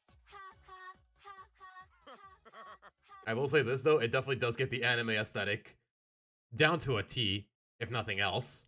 Oh, man. Even when Seuss finally breaks his game addiction, Giffany is still able to interfere with his life and cruelly— You paused me. That's so creepy in all the right ways, man. An in-person date that has adorable promise. That's right, we can't safely assume that she's limited to a video game's world, because her data is powerful enough— I do love the fact that things worked out with Melody, by the way.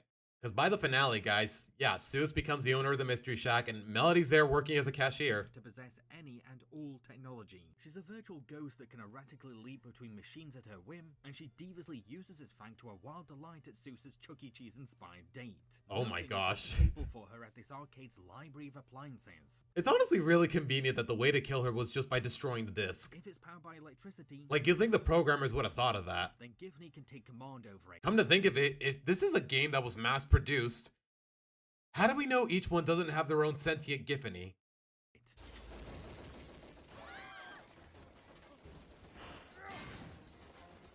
That's not all. She's also backed by an advanced targeting system, can strike down other video game characters, and sometimes animatronic puppets to help her enter Seuss's world. Bro, that is such— oh, hold on. Show me that shot again. Animatronic puppets to help her enter Seuss's— That shot goes kind of hard, guys. I'm not gonna lie. The animatronic with the red eyes and then Giffany just moving along with it. I can download your brain into the game with me, and we'll be together forever.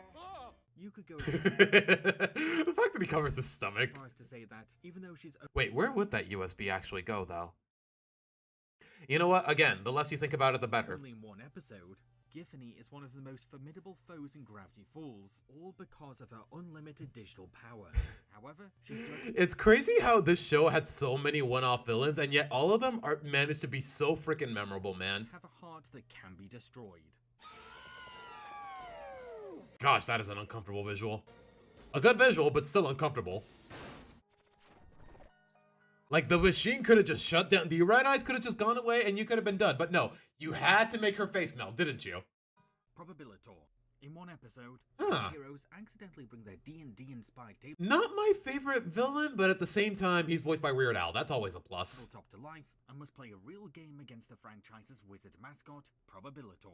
There's so much to love about every detail of this fantastical baddie. Firstly, he has a terrific design that pops on screen, from his twisted Spider-Man-inspired look to the genius idea of making a multi-sided die into his staff gem. I would not say that he's just a generic evil wizard either, because— Yeah, no, he definitely.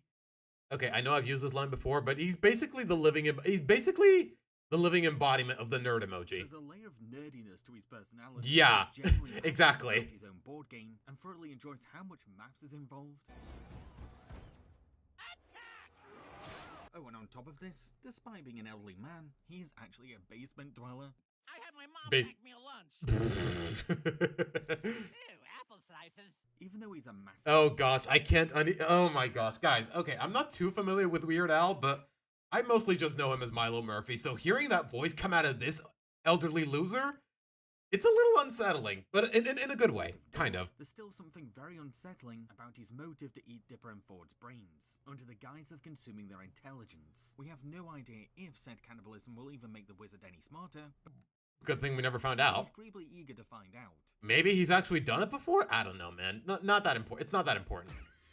With each brain I eat, I shall increase my enchantelligence. He's also supported by a variety of media present the wide Freaking elf. characters you'd Yes, Probabilitor. find in a D&D world. each one bringing something useful to the table. Halt! Yon interlopers are trespassing on the ancient forest of Probabilitor the Wizard. However, I'd say that probability...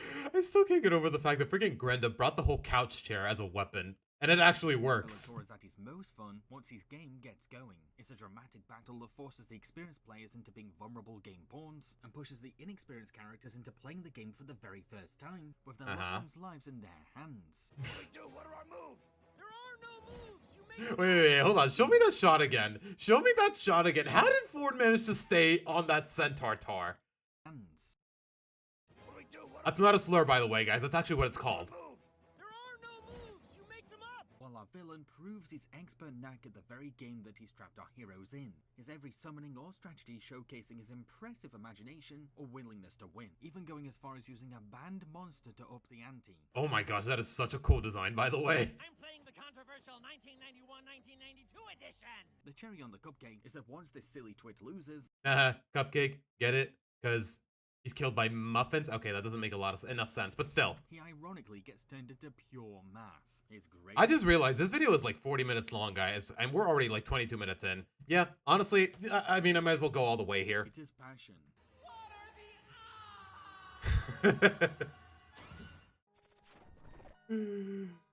Okay, let's be real, guys. Bill Cipher is definitely going to be #1 on this list.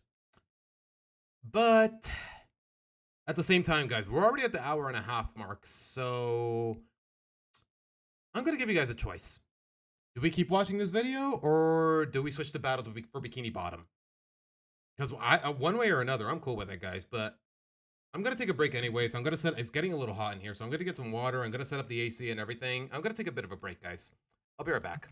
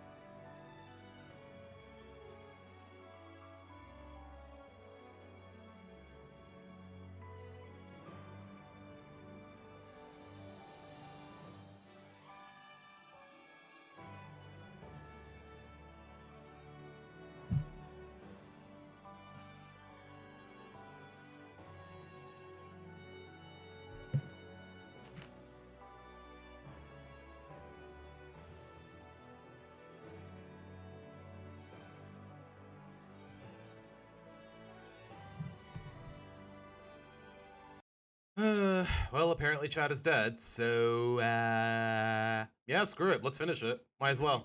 The Blind Eye Society are a dark cult who are committed to wiping the memories of any townspeople who have witnessed anything supernatural, and their leader is the enigmatic Blind Ivan. Each Blind Eye member is rather quirky or aloof, which makes for amusing unhooding reveals. Yeah. Dude who married a woodpecker? You too? But Ivan sticks out as an exceptionally intimidating figure, a leader who prides himself on his... He gets taken down a little too easily, but at the same time. Like I said, one-off villains are still pretty good. The one-off villains are still pretty good villains. Legacy and takes their duties very seriously. Ivan acts like the Blind Eye Society is doing a great service to Gravity Falls because he's removing every townsperson's paranormal trauma. But quite the contrary, he's actually causing severe brain damage to his victims and taking away everyone's right to know. It does explain why the teenagers were kind of why the teenagers in town are so annoying. Secondly, why Wendy's friends were so derisive of the idea of ghosts when they were at that convenience store. Know their town secrets. Wait, is it not? Oh gosh. My bad. So I was attacked by this magic kung fu guy that was throwing balls of fire at me? And the library that holds everyone's memories is so huge that we quickly realize how overwhelmingly excessive Ivan has been when it comes to brainwashing. Uh-huh. Ivan feels creepily entitled to all of these complete strangers' personal memories. Yeah. Is there sacred property to his Freemason-style club? That memory belongs to McGucket! The society Okay, I'm not gonna lie though, this one-liner was a little corny. secrets belong to us. Ivan's unhealthy dependence on the memory erasure gun has both gone straight to his head and ruined his own self-identity. When it comes to who Ivan is, all we have to work with are his cryptic head tattoos. It is a very interesting design though, but I don't know, it feels, part of it just feels a little A showy. mysterious cross-shaped scar, so we don't know what this shady townsperson's backstory is, or how much of his mental health is still I mean, we do get a little bit of insight, I think in journal number 3, at least the physical copy, but it doesn't really elaborate too much. intact. Things that are rather scary to process when you remember that he's in charge of a powerful cult. And then I do remember the cryptogram at the end of this episode, which actually, if you manage to translate it, guys, it does give some insight on the rest of the members of the society, which I think was actually really cool. End of the line. By tomorrow, this will all seem like a bad dream. Despite their imposing relentless force, the Blind Eye do have an Achilles heel, a brain that can't be wiped. Yep. Noggin happens to belong to the society's very own founder. You can't break what's already broken! That is such a good line, and it came from, coming from a Gucket, that means so much, man. Now yes, our hero I'm a little surprised the gun didn't break right then and there. It seems kind of fragile. was able to end the Blind Eye Society by deleting its existence from every member's memory. But Ivan, he has no memory before joining the cult, so he's left to embrace. You have to, seriously, they really don't elaborate on what happened beforehand, even in that little bit of lore we got in Journal 3. Embrace a brand new identity invented by Mabel on the spot, and tragically, who he really is will most likely be forgotten to time. Yeah, who knows what became of him after this episode? Did he just leave town and become a world-traveling minstrel? Yes. I am Toot Toot McBumbersnazzle. Not to mention that's a really stupid name, but if anyone had to come up with it, it was definitely Mabel. Cheers. Archibald Corduroy, long ago a lumberjack. Yes. Okay. I'm not gonna lie, guys. Okay, maybe it's just the fact that it's a very memorable antagonist, but there's also the like, let me put it this way, guys, for context. My Typhlosion in Legends Arceus is named after him. Just cause they have so much in common in terms of design, and it was dumb luck that it turns out Hisuian Typhlosion turned out to be a ghost type. A manor for the Northwest family, and his crew would get a party entrance in return for their efforts. I'm telling you, man, it's one of the coolest. I feel like it's one of the greatest nicknames I've ever came up with for a starter Pokemon. However, the rotten Nathaniel Northwest ended up turning his workers away on the night, which spurred Archibald. Bro, the audacity to be so smug, even knowing he's a fraud, man. I'm telling you, man. Into cursing the Northwests. Years later, Archibald's ghost haunts the Northwest's latest elitist party, but Preston refuses to end the family curse. This has to be my favorite spectral villain in Gravity. God, this is such a cool design. Like the beard and the mustache is all fire. Bro, that goes kind of hard, man. A huge vengeful spirit. Gosh, how did this Disney show get away with this imagery? Let me rephrase that. How did a Disney Channel show get away with this imagery, man? It goes so hard. Entrance specializes in spine-chilling taxidermy hauntings. Oh my gosh, that too. Enormous axe that can actually cause serious damage. Oh, not even the journal can save Dipper from this ghost buzz. This book is gonna save our lives. All right, here we go. Advice. Pray for mercy. Oh, seriously? Yeah, Dipper does eventually trap Mr. Corduroy, but the badass is actually able to break out by sheer force, only to then go on a cursed rampage that blends the chaos of living taxidermy with the skin-crawling uncanniness of being frozen as wood. Yeah, this guys, let me put it this way. Northwest Mansion Mystery was the first Gravity Falls episode I ever watched. And let me put it this way, it left a really good first impression, at least in the sense that it actually terrified me. Oh my gosh. Whoa, that is messed up. As dominating as this ghost is, we do feel sorry for his tragic backstory. Yeah, and you actually feel for him.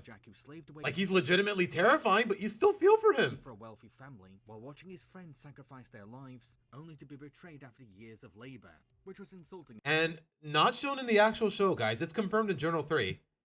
The mudslides that resulted from the fact that they took down all the trees to build this mansion, it killed all those lumberjacks, not just him. Every single guy you see here, they got killed because of the Northwests. So yeah, it's not just oh wow, he didn't let us in the party like he promised. Like, no, there is actual blood on the Northwest's hands because of this. Enough, but then fate sprinkles salt in the wound moments later. Oh, Our own again, I have to keep asking because Disney has really gone soft. How did they get away with this, man? You can just tell that Alex Hirsch fought tooth and nail to keep these sorts of things in the show, man. Oops, my bad. General expert becomes one of the many victims of the curse, resulting in Archibald successfully pinning the Northwest into a corner. We can't let the town see us like this.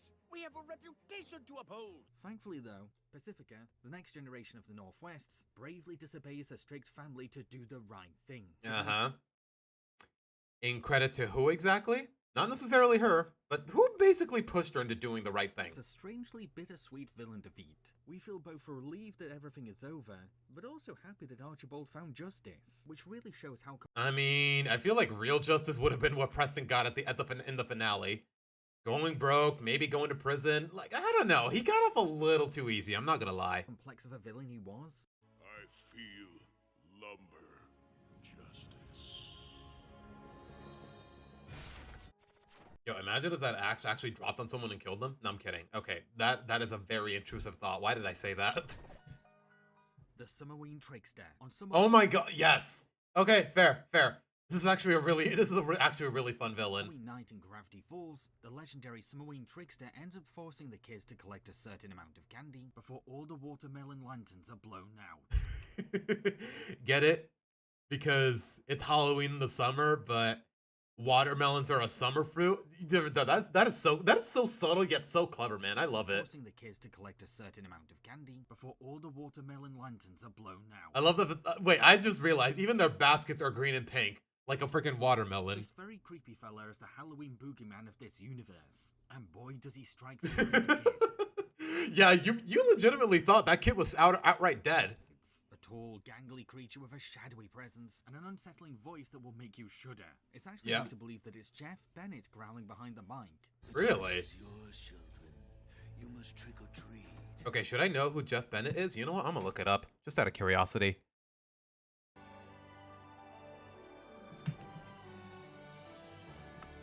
I feel like I should know who that is, but you know what?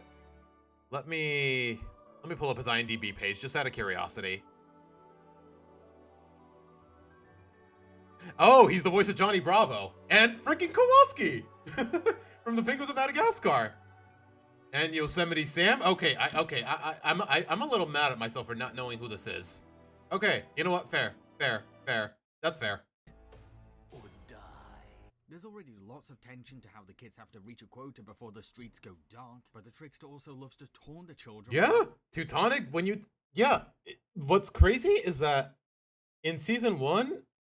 Alex Hirsch straight up admitted, oh, Pacifica's just a foil to Mabel. She's not meant to be nuanced or complex, and yet somehow, when they're practically improvising with her, she's still a really compelling character. It's kind of crazy. While they're trick-or-treating, and enjoys making them squirm by reminding them about what's at stake. I've seen better. Tick-tock. While you can certainly see the show's influences, design and freaking... I forgot his name from Spirited Away. Is it even Spirited Away? I know it's a Studio Ghibli film, but I forgot which one. His own folklore creation, and scary in his own right. A flexible and moldable monster that can leap buildings under the moonlight, or crawl like an insect in confined spaces. Oh, you cannot easily destroy him. Yeah. How would you even kill this thing if Seuss didn't conveniently find its weakness? Genuine question. Like, the only reason Seuss is able to actually kill him is because he conveniently got eaten by him by being an idiot. And then it turns out eating him is actually what he wanted. Or let me put it this way, eating him and actually liking him. So strangely sympathize with him. Because apparently he's an embodiment of all the rejected loser candy, and he can't... Like, guys, just watch the episode for yourselves. It's actually really great. Because he's made from all the candy that kids have rejected out of disgust. Uh-huh. He's an outcast of Halloween that no one wants to love. Heck, I can't help but feel happy for him when he finally gets what he wants. Do you though? Actually think I taste good? Sure. You know. All I've ever... To be fair, though, I mean, Seuss is the kind of guy who will eat basically anything. So, I would say that's not really worth something, but don't tell him that. Is for someone to say that I was good. The Submarine Trickster, without a doubt, is one of the scariest Yeah. baddies and has deservedly become a fan favorite. They kind of went the extra mile with the horror for a Halloween. And you know what? For a Halloween special, I expect no less. Thanks to his seasonal spooky appeal. Wait, who's left? Gideon, Bill Cipher, and who's number 3? The Shapeshifter. Yeah. Fair. That's fair. They meet an eccentric man who could be the journal's author, but sadly we soon learn that he's actually a shape-shifting monster who wants to use the journal to his advantage. Before our heroes work out the shapeshifter's secret, it's really impressive how much he commits to the author persona. Not only does he cleverly stage a monster hunt narrative. How did he stage it though? Can he wait, okay, this one moment actually, as always, confused me, guys. How much he commits to the author persona. Not only. How did he stage this when he... I mean, he can shapeshift into anything, but it's not like he can split himself into 2 pieces. Can he? I actually don't know. Like, how is he pulling this off? Does he cleverly stage a monster hunt narrative, but he also says exactly what he knows what Dipper wants to hear. I've gone half crazy trying to catch the creature alone, but now you're here. Will you help me catch it? There's a lot of nightmare fuel to this creature. Yes. The animator's taking strong influence from John Carpenter's The Thing. Carpenter's The Thing to create a truly horrifying mutant who takes sick pleasure in depicting his victims' worst visions. I hate this visual. It's so good, but I hate it. Ah! The journal now also means that his transformation skills are boundless and rich in creative freedom. All because he excels at picking the best costume for each stage of the bunker battle. I really do wonder, how would this have played out if Wendy hadn't conveniently been invited to this? Genuine question. Even when he's not utilizing the journal, he's a master of imitation. Yep. He can cleverly deceive our heroes with expert mimicry and believable acting. Give it back! It belongs to Dipper! Hit her with the axe! Don't listen to her, Dipper! The classic, who's the real person I'm looking at? Freakiest. It's a really cliched trope, but you know what? Even then, like, I'd say it's a really good way. It's a really fun and creative way of showing character progression, if nothing else. All, though, is that this villain uses his last moments on Frozen to spitefully taunt poor Dipper with one more scare. So even though he loses, he somehow gets the last laugh. Why did Sue... Okay, I will say this. Why the heck did Sue say that? He's like, good luck sleeping tonight. Like, yeah, no kidding, dude. Why you gotta say that out loud? Is he gonna say it? Yeah, okay, no. Okay. Do I really have to guess where this is going? 2 is Gideon, 1 is Bill. Gideon Gleeful. Yep. Gideon is a child star who claims to be psychic and has gained community trust through his adorability. He's actually a devil once the curtains close. A vain brat who wants all 3 journals and will ruin our heroes' lives just to get them. Gideon's biggest strength is the puppet persona that he creates. A celebrity profile that utilizes his charming southern accent, charismatic showmanship, and chubby cuteness. It's a geniusly crafted mask that comes to him naturally. To be honest, I'm a little... Nah, you know what? We know how gullible this town tend to be, and that's partially owed to the blind eye. But even then, I feel like normal people could see right through him. And he commits to the act flawlessly. What's in the jar? That's my little secret. However... I'm not gonna lie though, guys. When I first saw this character, if it weren't for the fact that he was asking out Mabel and whatnot, I would not guess that he's a little kid. I would not have guessed that he's like, what, 10 years old, 8 years old? I don't know I forgot what his canonical age is, but I know he's a little younger than Dipper and Mabel. As a villain, he's a highly temperamental kid who lacks patience and can't handle failure. You do not want to upset him, folks. His cuteness helps him to manipulate Gravity Falls, but it's his very anger that leads him to making his very own parents into his submissive minions. Yeah. Yeah, that is the ultimate sign of a spoiled child. If you're pushing around your own parents like that, okay, I would pin it on the parent. That would, on one hand, that is bad parenting, but at the same time, it is always an uncomfortable prospect. This instant, I can buy and sell you, old man. That is a really funny line, though. fair enough. The obsession of his is his mad crush on Mabel. It's not genuine love.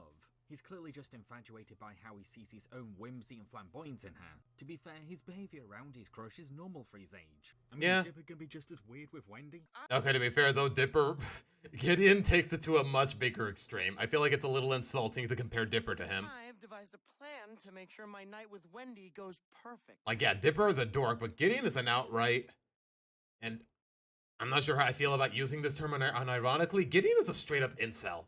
The difference is that Gideon ends up taking his feelings way too far. Once Yep. I find the final journal, I'll rule this town with you as my queen. Yep. Rather impulsive and emotional as a baddie, which can often lead to his tantrums.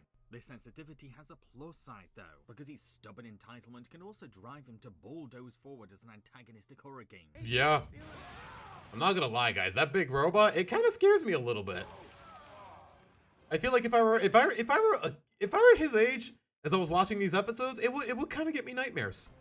Oh, I'm sorry, Pine's family. Did I wake you? At the same time, he is able to implement more subtle details into his villain schemes. Nuances that show that he is capable of intellectual or creative strategy. Okay, to be fair though, that moment in particular, that was Mabel's fault for being really stupid. She just straight up says, maybe he hasn't realized that it's a magic flashlight that can grow and shrink things right in front of him. Like, I don't know. That's one of those moments where it tries to be funny, but it just comes off as stupid. Strategy. From turning his merch into spy cams to fake his telepathy. How's this for psychic? Bam! Take a good look! To relying on the journal to win a mayor election from prison. Oh, but I have a All while brainwashing his father, which is still pretty messed up. widow twick up my sweevy weaves. You're making me very uncomfortable right now. Relentless determination to win will also sometimes lead him to bargaining with fellow villain Bill Cipher. I really love Gideon's complex relationship with this god of chaos. Yeah. Because the power dynamic dips up and down throughout the show. In one episode, Gideon is confidently in charge, but then in other episodes, Gideon It's pretty much the rest of the series. It's the complete opposite. is a cowardly pawn in Bill's grand scheme. It's a fascinating villain partnership. Uh-huh. Bill would do to me if that happens. What, you're scared of Bill? No, it's a complicated situation. During Weird Mageddon, Gideon leads a Mad Max inspired team while keeping the key to a trapped Mabel, yet again objectifying her like a prize. However, Dipper gives a great speech to sway Gideon's conscience. If I'm frank though, while Gideon does self-reflect, it's a very rushed redemption. Yeah, exactly. That's what I was about to say. It feels really rushed. That's rough around the edges. Sure, he does what he can to stop Bill, and we have to fairly remember that he's We don't even see how he ends up dealing with Bill. Next time we see him, he just ends up in a cage. still just a kid. Like, is there any reason Bill couldn't just turn him into stone as well and add him to the chair? Who's been poorly raised by a pampering dad. I will say this though, one of the few things that does bother me about the finale, like the stone chair, it gets undone a little too easily. That's just me though. It's just hard to ignore that he's mainly been a good boy in the finale to impress Mabel. Dipper, will you tell her what I did? Of course. Heck, after Weird Mageddon ends, he's still abusing his power over adults and punishing anyone who hurts him. Okay, to be fair though, the adults are just happy to support him, namely the inmates he was with. His fragile ego. Loser. Okay, he snaps his fingers a little too domineeringly, but at the same time, they're happy to support him anyways in this particular instance. And it's very clear that they could beat the crap out of Gideon themselves if they wanted to. Like, the power dynamic is not too unbalanced like it was with his parents. Which personally makes it hard for me to believe that he'll mature into a stable, independent adult. Probably not. Okay, guys, I'm not encouraging this, but if there ever was a movie for the show or a continuation, maybe Gideon would be the main antagonist again. I don't know. This aside, Gideon is still an S-tier Gravity Falls villain. Yeah. And easily the runner-up in the competition for the best baddie in the show. Okay, do we even have... Guys, take one guess as to what number one is. Do we really need to say it? You know, just say it. Bill Cipher. Uh-huh. A multi-dimensional god of chaos that's been trapped for 1 trillion years and is determined to escape at any cost. Uh-huh. Once free, he unleashes a surreal apocalypse that he proudly names Weird Mageddon. This villain is basically what you'd get if the Illuminati Triangle became a Broadway baddie. He's a clone. That's one way to describe him, sure. Mostly dressed and campy showman with a witty sense of humor, but he's still a human triangle with evil on the brain. That's the appeal of Cipher though. He's both utterly terrifying and stomach-hurtingly funny. Hey, want to hear my impression of you in about 3 seconds? Why is he flailing his arms like that?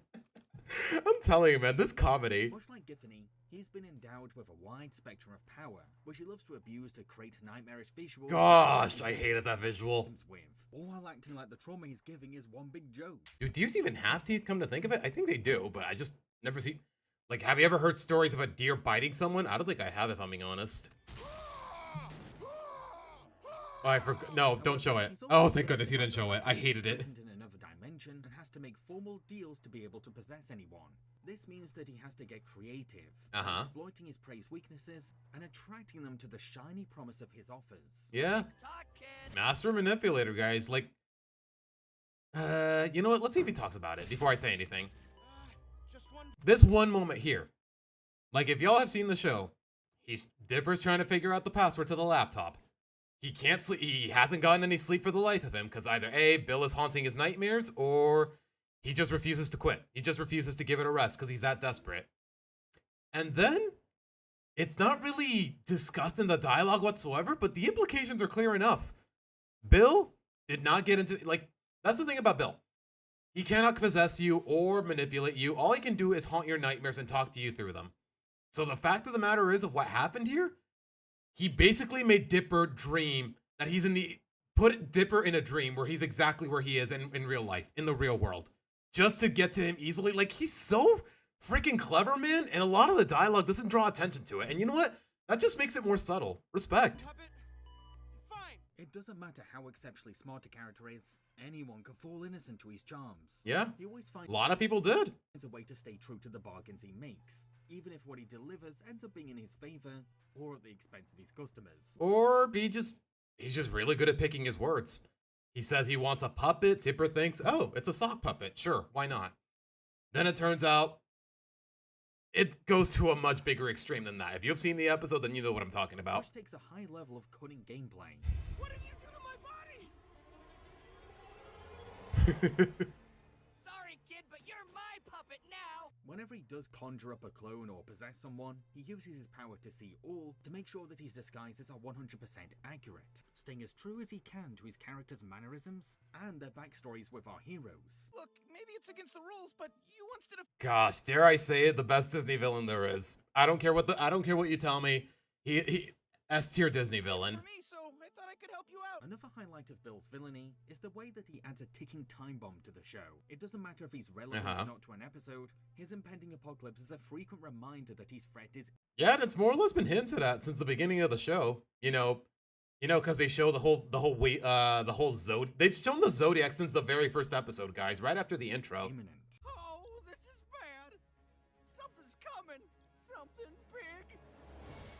Once Weird Mageddon finally arrives, Bill... Wait a minute. Something big. Why do the Northwests have this tapestry in their mansion? Once Weird Mageddon finally arrives, Bill really gets in his zone and fully embraces his newfound role as a dystopian tyrant with macabre glee. Yep. He runs a bonkers apocalypse that totally lives up to its name. I completely forgot Cthulhu was there. Strikes fear into the townspeople who were not prepared for it. Yep. Name's Bill, but you can call me your new lord and master for all of eternity. I'm sorry, just knowing this character and the fact that Alex Hirsch uses the exact same voice for King in the Loud House, it just makes King seem so ridiculous in comparison, and not in a fun way. Bill's taste for presentation is on fire in this climax too. Yes. Because he gets to build a badass lair that's essentially a giant pyramid of darkness that happens to hold a throne made out of frozen humans, which the evil triangle is happy to sit on proudly. But Gravity Falls is just the beginning.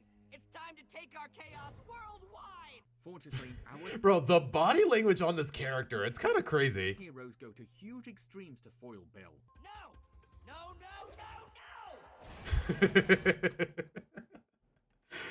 Guys, genuine quick question. How loyal have you guys been to my channel? Because if you've actually dug through the trenches of it, you'll know why this moment in particular actually sticks out for me for a lot of reasons. Let me see if I can find the video. Here it is. Let's get this over with. I'm just going to shut up. You know, just watch for yourselves, guys. Yeah, Swamp, that's what I said. I said Owl House. Did it sound like I said Loud House? Sorry, I'm speaking too quickly.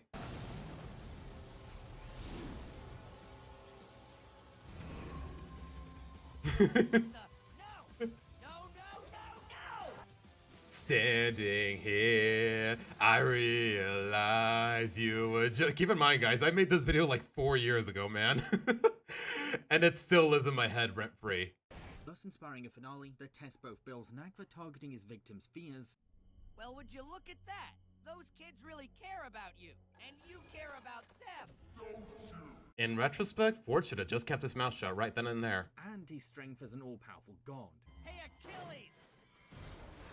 Nice work with the heel! You know, for how, even though Ford is basically the smartest man alive in this universe, he's a little imperceptive. But that's kind of the point. That's what makes Stan stand out so much in comparison. All while having to thwart a prophecy. Talk about a skilled multitasker. I really would have liked to have seen how that prophecy played out, though. Ultimately, though, it's a brave sacrifice on Stan's part that saves the day. In a defeat, Yeah, I know he's voiced by Alex Hirsch. This shows that even gods can be duped. Bro, the first time I saw this moment, I was like, oh, that is so satisfying. Bill Cipher has gone down in history as one of TV's best villains. Yeah, probably my favorite. If we're counting just Disney, rather. That I wholeheartedly believe he's earned. He really is a masterclass in writing an almost force of evil in a mystery show. If you enjoyed this countdown, then why not... Whoa, straight to the outro. Okay, sure, man. Holy crap, though. That was a fun watch, to say the least. Like, I'm honestly surprised, guys, that we actually sat through the whole almost 40 minutes, guys. Yeah, we're almost at the 2-hour mark, so you know what, guys? I'm gonna set up the Switch real quick, because we're definitely falling behind a little on the schedule. So, I'll be right back.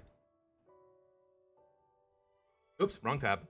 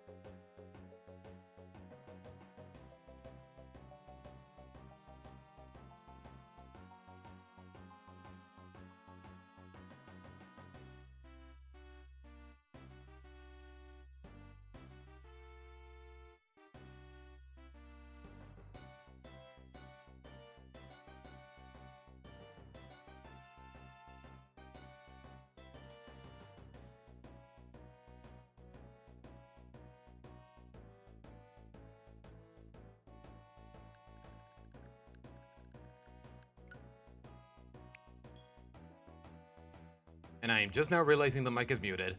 Okay. Please, for the love of all that is good, Elgato, don't crackle for a change. Please. Don't crackle with the sound. Just once. Just for one stream. Please. Like, I know I just turned you on and everything, but come on. Please. Ugh. Watch one of my other... Okay, let me kill the music. Wait, why am I here? Oh, right. I'm not gonna lie, guys. I completely forgot. We finished Go Lagoon yesterday. Wait, hold on. Let me hide this tab. Bro, pull your pants up. Alright, what was I doing yesterday? I completely forgot, guys. I'm not gonna lie. Wait, I can't stand over this? Why is it even here? Okay, not important. I shouldn't lose sleep over it.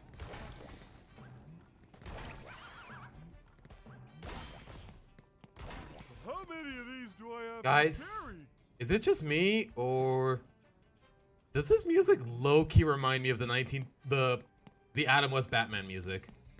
You know, the whole na na na na na na na na na na na na na na Batman. I think that's what it's going for, and I kind of like it.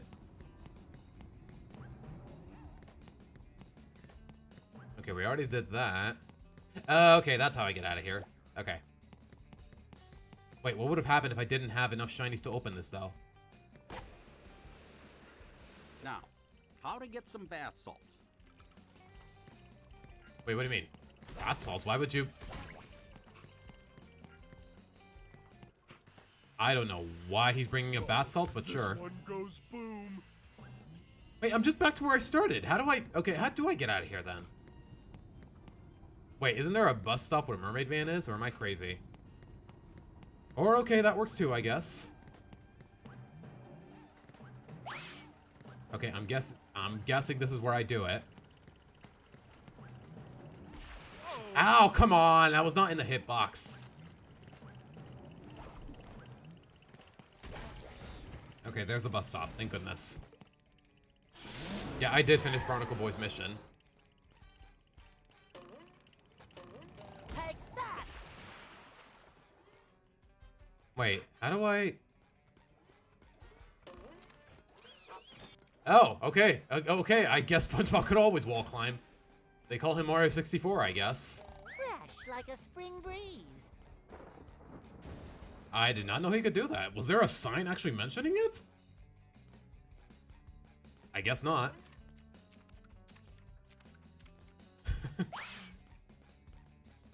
And suddenly Golden Spatula. Sure. Open another box. In order for me to Wait. gain control of the security system, you Oh. need to press all the override buttons spread throughout the Murmelair. The first one is here. That is a very soothing voice. That is a very soothing voice that I did not expect out of this franchise. Press the buttons! Got it! When you have pressed them all, you should return here to press the master shutdown button. Huh, You so that's what will that was about. be Rewarded. Return here! Got it! Are you listening to me? Listening! Got it! Okay, that was fun. Okay, that's two of them, because I remember pressing one yesterday, and I had no idea what was going on there.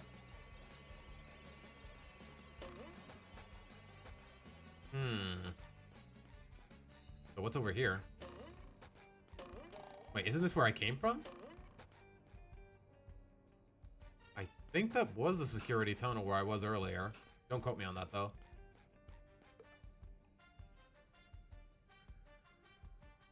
Oh, okay, okay. I had to find the 4 monitors before I can open the next area. Okay, okay, okay, okay. I see you, game. I see you. Wait, where will this take me? Oh, this takes me back to where Squidward was, so... No, wait, no. When I first got here, that's where Squidward, Wait, hold on. Yeah, that back where Squidward was, that was how I first got here, right? Okay, you know what? No, never mind. Take me back then. Take me back.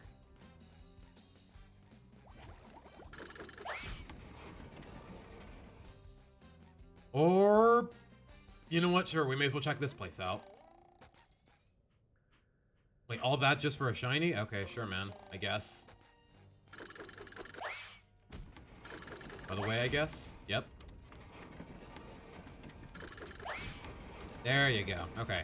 Now take me back. Take me back, please.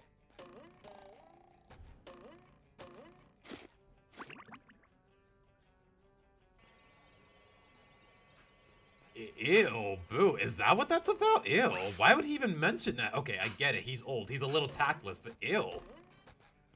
Okay, so I'm guessing I haven't been here before then. Gary, I see you've made your way down to the deepest recesses of the Murmelair. Wait, how'd he get here? You know what? It's Gary. Don't question it. Oh, you took the elevator. Oh, how do I get to the top of this room? You're right. I bet those tunnels will take me up to the top. Good thinking, Gary. I love the fact that when he's doing the heroic pose, his freaking tie is flowing like a cape.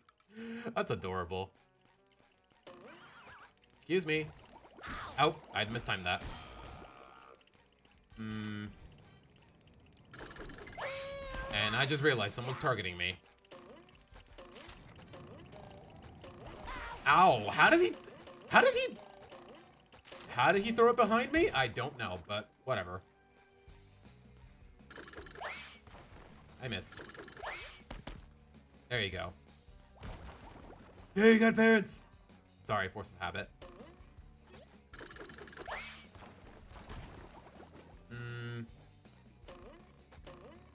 Said take the tunnels. Okay, don't touch the red ones. Oh, okay, I see it. I see it now. If they're yellow, they're about to turn red. That's what I'm picking up on. Okay, I see it. I don't know why I didn't pick up on that yesterday. Also, hello, Boo. I love opening presents.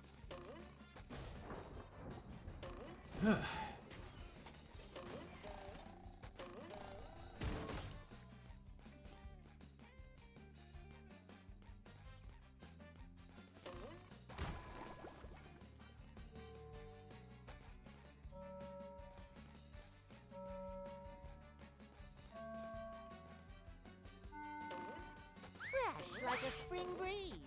Okay.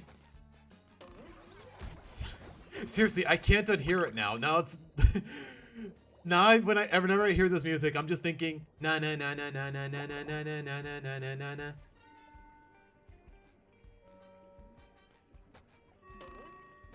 Okay. Whoa.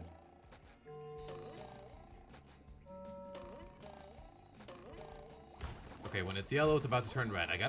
It's a good thing I picked up on that, because yesterday I was really confused for some reason. I'm guessing I'm not meant to go over that yet, or... You've just met the Sponginator. So, do I take these out, or do I jump over them, or... I'm guessing I jump over them, but... Can I get a good angle on it, please? Also, I need this robot out of the way. Okay, I just jump over it. Okay.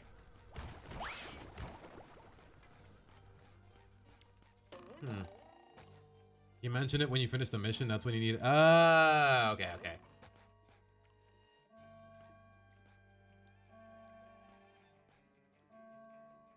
I'm guessing it'll respawn. There you go.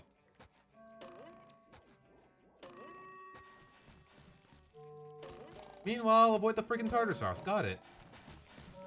Okay, it does add a little extra layer of stress to this all. Ow! I feel like a new sponge.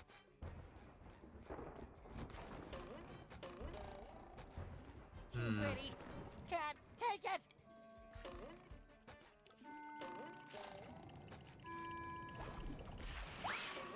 Not gonna lie, I kind of don't want to deal with the robot, at least with the way the floor works.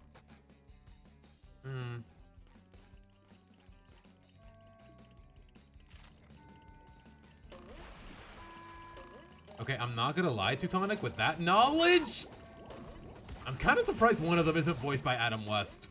At least back when he was alive. May he rest in peace. Oh gosh, not this guy again. Wait, I already hit you. Why are you... Okay, this one doesn't jump away when you hit him, I guess.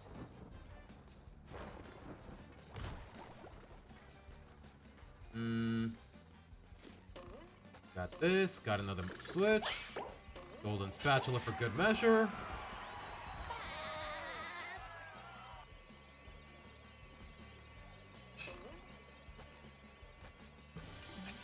Sure. Wait, where does this take me? Whoa. Okay. I'm not gonna lie, that is a little unsettling. Oh gosh, those hurt you too. Even when they're not on. There's nothing like the smell of By God's grace, such a girly scream will never come out of me again. bubbles in the morning. Smells like victory. Wait, am I back where I started? Oh gosh.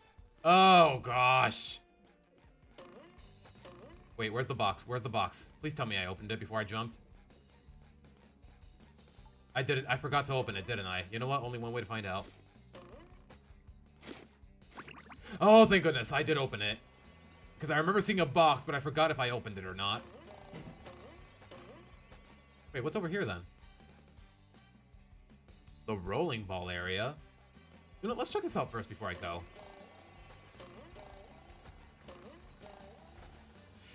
Steady. Na. Hijo de la.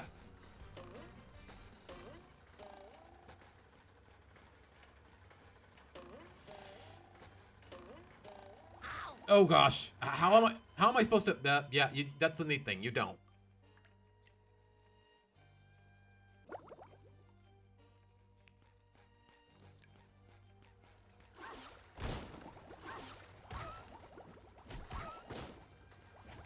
Okay, just whack him 3 times. The box is still open, right? Yeah, so what's stopping me from just... Oh, okay, no. This is where it was originally. Okay. I'm already back where I died. Okay. We're living. We living. I think. I'm not gonna lie though, this timing, this requires some very precise timing, and I kind of hate it. Like, I don't know, something about difficulty in my SpongeBob game? It just doesn't sit right with me.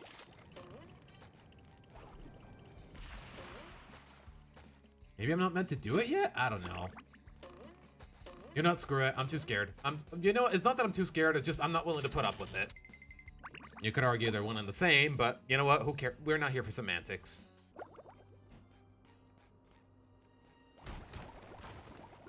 Yeah, isn't this where I was before, or am I crazy? Nope, Mr. Krause was not there before, so... Look, boy, there's gold under that glass. Gold, I say. My eyes are getting sweaty just looking at it. All you have to do is get that great big ball into that there cup. How do I get the ball rolling, Mr. Krabs? You start the process by bubble bowling up this ramp to hit that button. Good luck, SpongeBob. My wallet's come. Then what? Bolorama! Also, another screen. Wait, is that the 4th one? Okay, we can go back now. Wait, so what now?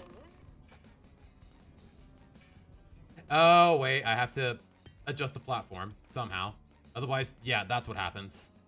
I feel like a new sponge. Wait, where does this take me? The main chamber. Okay, I'm not gonna lie. I wish I had a map of this place.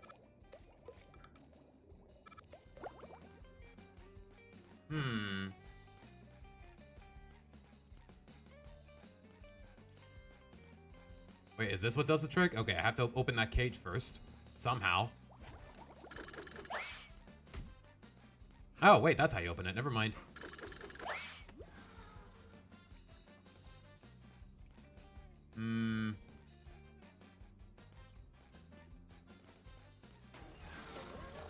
Okay, it only lasts for a while. Okay. I see it. Kind of. Doesn't take care of my problem though. Oh my gosh, I really have to time all of this? Okay, that's kind of tedious, I'm not gonna lie. What does this do?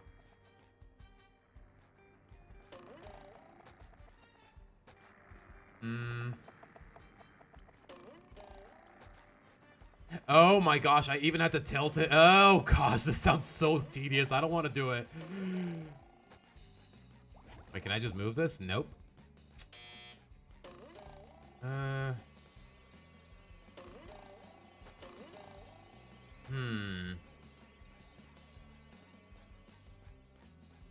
Okay, where does the ball spawn from? It spawns from there, right? Move it down. We rotate this platform somehow. Where's the switch for that?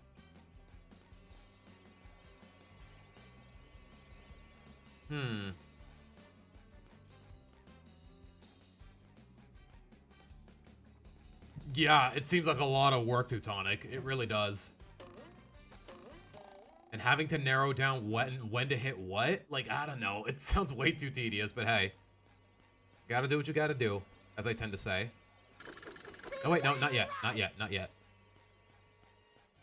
Where's the switch for this platform? Is there meant to be a switch? There has to be one.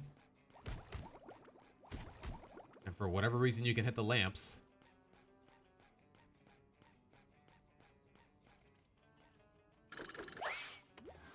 Was that it? No. No, that's for this contraption. Oh, sparkly! Take that! I'm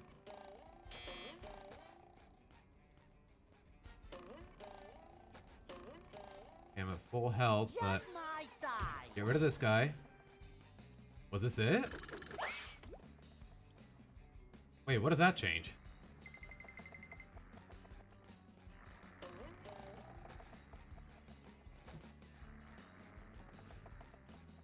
Oh, it's another sock. Okay, hold on.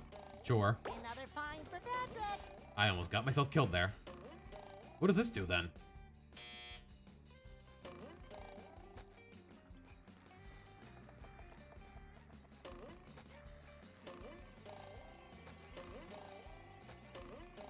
Wait, how do I move this then?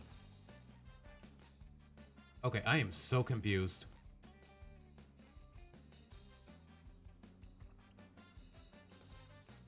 Yeah, but for the ball to even go there in the first place, doesn't it have to actually get past this platform first?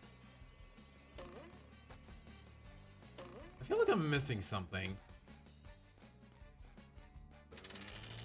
You know, maybe I have to find the switch somewhere else first. I don't know.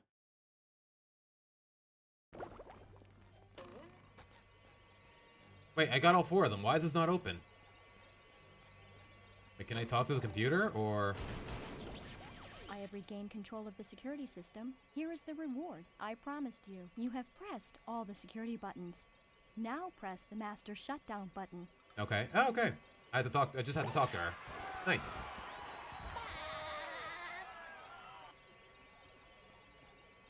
Yeah, a giant Rube Goldberg machine, essentially.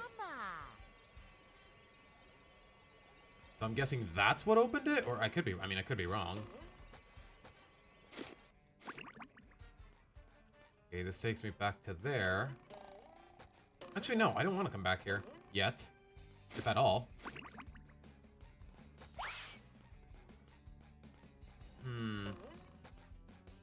Wait, have I been here before? Press the... No, wait, no. The Master Shutdown button. Open this. Sure, let's do this first, because why not? Oh, okay, okay. I thought I actually had to jump all that, but no. Okay.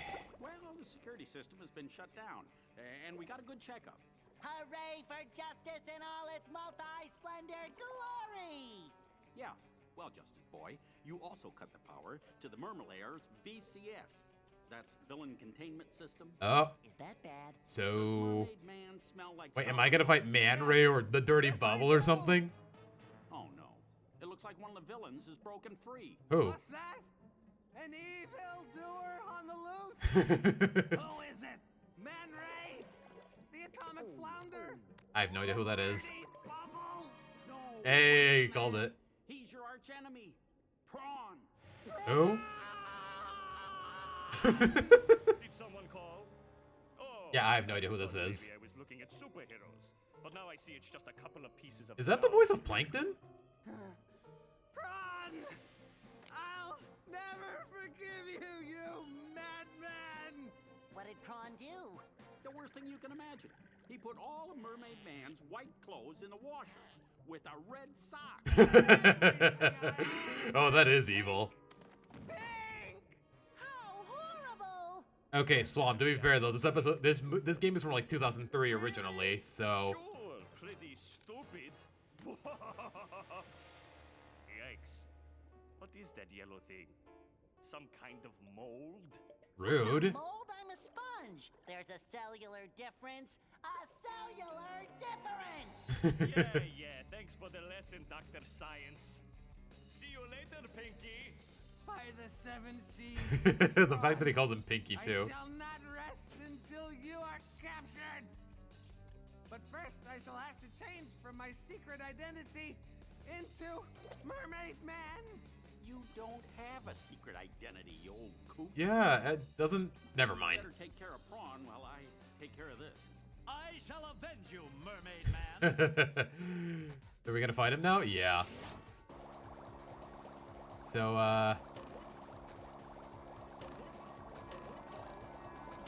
ow! Do I damage the cage? What am I doing here?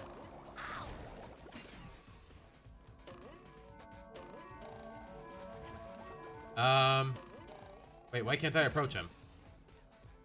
Okay, maybe I was too late? I don't know, man. Fresh like a spring breeze.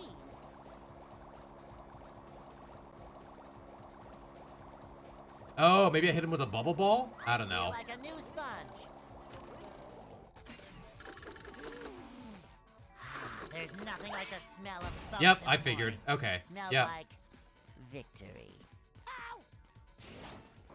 Okay, summoning robots. You've just met the Sponginator. Okay, I'm not meant to outrun those. I'm supposed to find an opening and turn around. Okay. Good to know. I get it.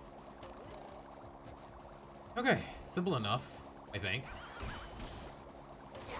Oh gosh, I got clumsy.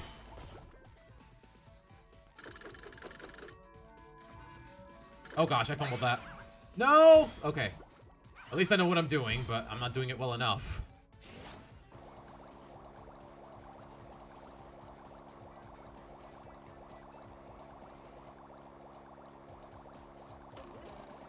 Okay, I can easily jump over it. At least with a double jump.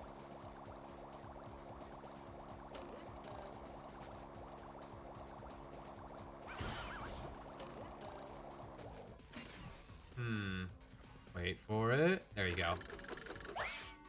There you go.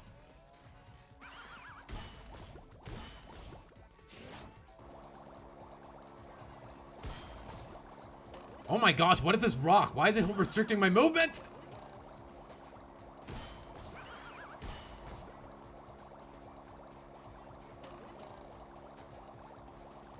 Okay. Ow! Ow! I forgot there's no iframes in this game. Great. I was so close. Would have been nice to do that on my first try, but hey. You learn one way or the other.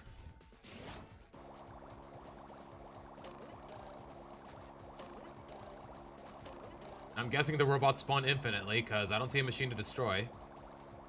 Or a generator? Whatever you want to call it.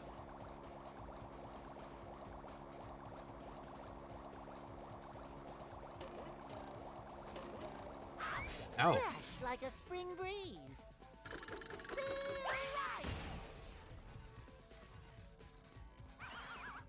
Ow.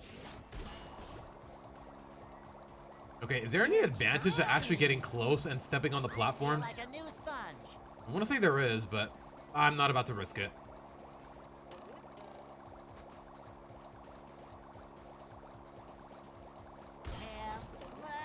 I get it.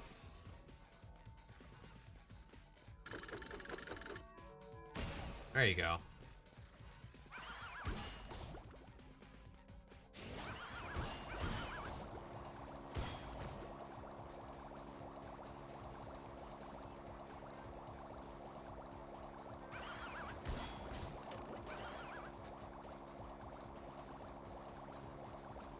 Steady.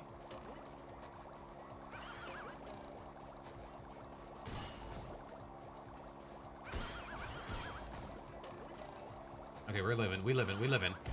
Oh my gosh, it keeps spawning. It's kind of annoying.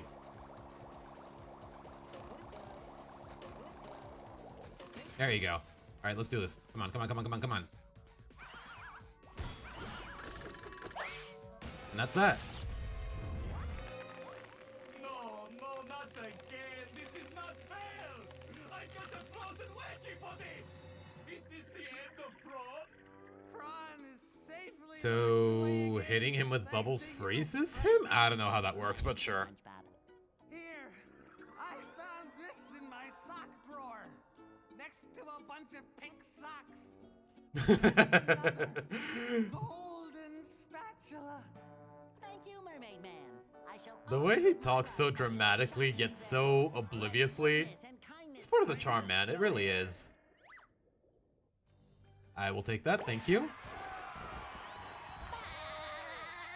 Okay, I'm guessing I'm not meant to come back here. Or maybe I am. Hold on. But there might not be anything here. Maybe a hidden dirty sock? I don't know. Might be worth a look around. Seriously, I can't shake it off. Wait, is this? Kinda does look like a disco dance floor the more I think about it. Alright. Come on. Back to the Rube Goldberg machine, although I'm not gonna lie, I'm not too excited about it. Was this the way? I'm not gonna lie, guys. It's really easy to get lost here because the game doesn't really give you a map, as far as I can tell. Hammer, I get it.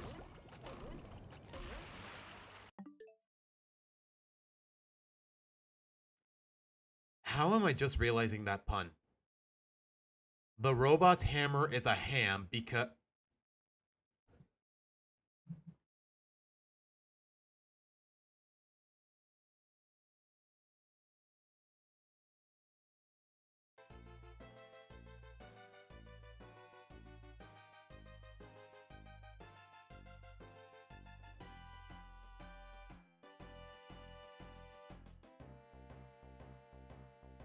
Sorry, I needed a moment to process that.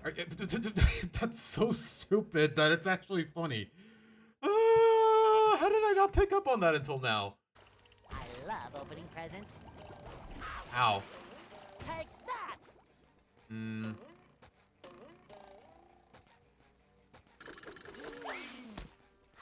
There's nothing like the smell of bubbles in the morning. Smells like victory. Yeah, I just now got it, Swamp. I just now got it. Fresh like a spring breeze.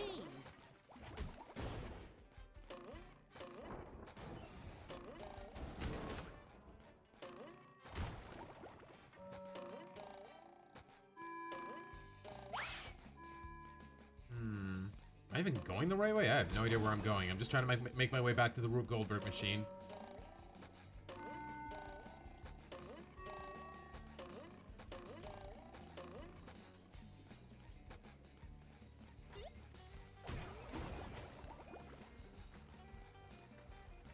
Steady.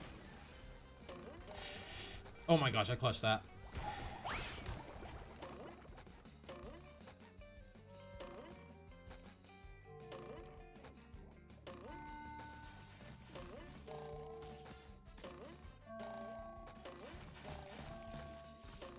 You're annoying, you know that? You just love a villain that you love to hate, don't you? And you know what? It definitely applies for these robots. They're kind of annoying.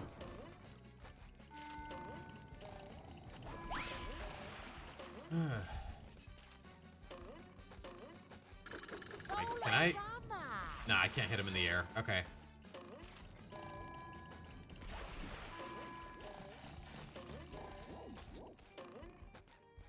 Wait, couldn't I just have taken the box at the... Yeah, probably. Because I was where Gary was. Wait, what even hit me there? Oh, I'm guessing the dynamite. The exploding tiki. Whatever you want to call it. Okay, you know what? Let's try this again. Let's try this again, at least.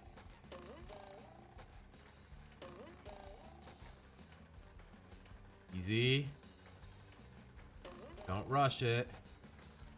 If they're coming in, just walk backwards, even if the treadmill doesn't want you to. Case in point!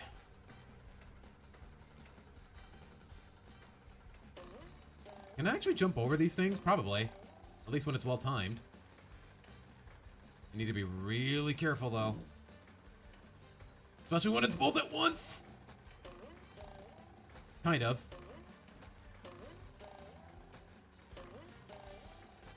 Oh my gosh. All that for a freaking sock? Are you kidding me? Patrick needs to do laundry. Was that even worth the trouble? I don't know.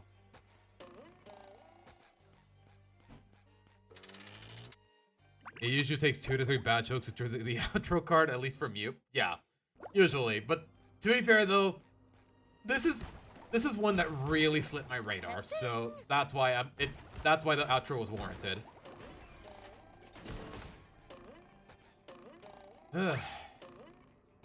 Okay, somebody in chat mentioned earlier something about the Rube Goldberg machine.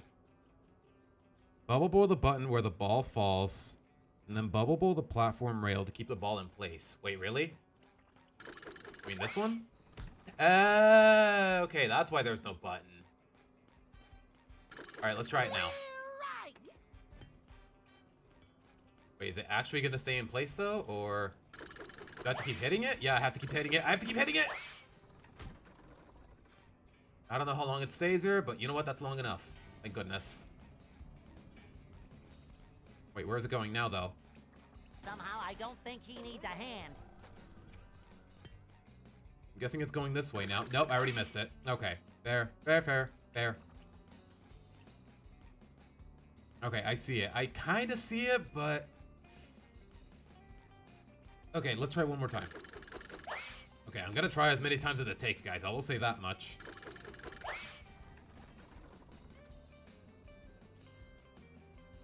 Oh my gosh, this ball is so slow.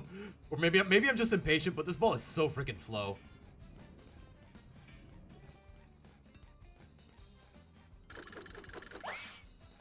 Oh gosh, I missed. I want to say that was... Nope, it was not fast enough. Great. Wonderful. Wait, do I have to hit the hammer? Am I even doing the right thing here? Okay, never mind. I was hitting the wrong switch. That's why I screwed up.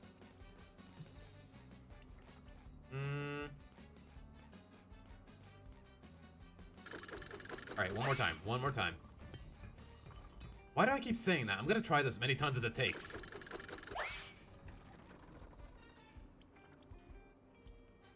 Okay. You hit that. You hit the hammer, whatever you want to call this thing. Did I do it soon enough? Okay, I did. Thank goodness. Okay, but what then?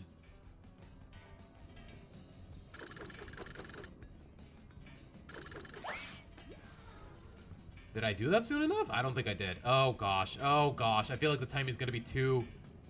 Yep. Yeah, I'm probably gonna screw this up. Oh wait, no. Okay, no, the window was generous enough. Assuming I can land this ball for the life of me. Smells like... Okay, we got it. Whew. Excuse me. Just met the Sponginator. Wait, what'd I do? Oh god, okay, I see it. I know I keep saying that, but I really do see it. Ugh.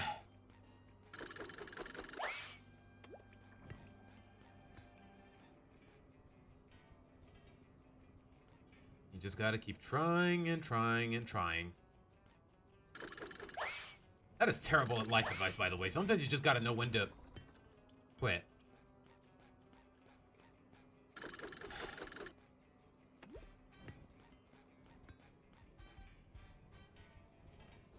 Probably gonna reset itself before the ball gets there. Yep.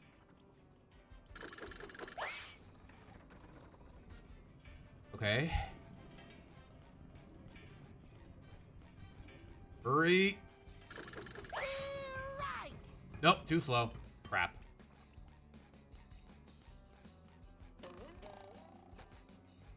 Yeah, I really gotta be on my toes with it. I really do. Hello, Angelica. Welcome to the stream.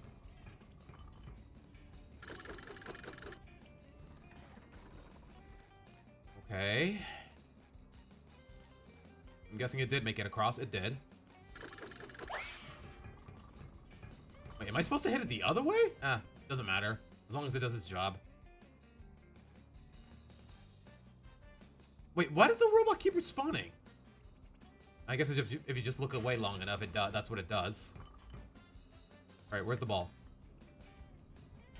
There it is. Wait for it. Okay, I may as well leave this open, just for good measure.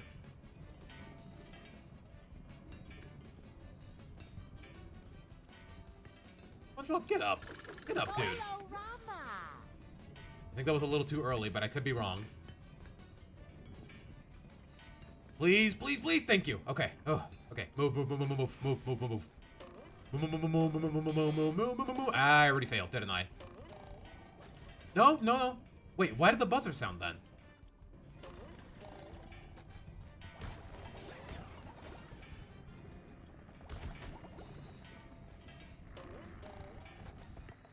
Wait, I just have to be lucky with it? Are you? Okay, I was about to say.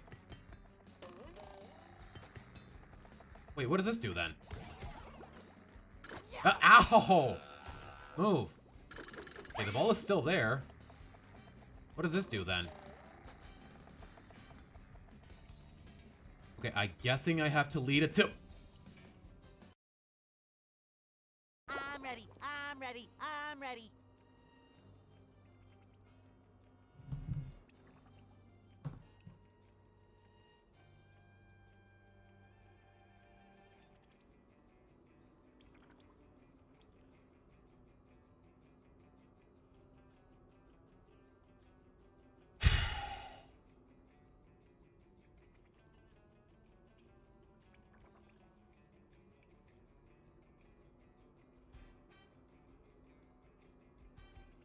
Moving on.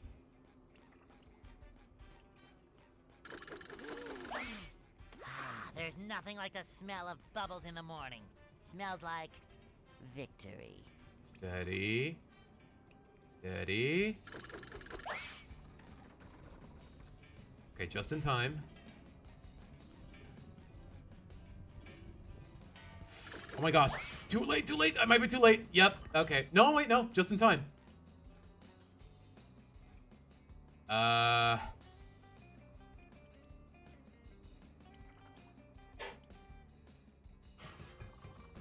I was about to say, was it glitching there? Like, what just happened?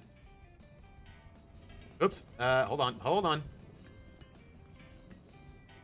I just realized I did switch to the frowning tab, but then I realized the Chrome tab is still open in that tab.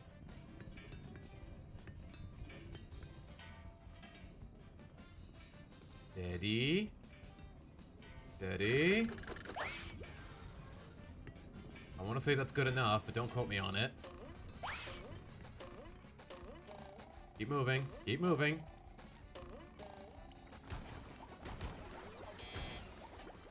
Wait, where was the platform? Where's the... Oh gosh, it was behind me. Why did I overlook it? I'm so dumb.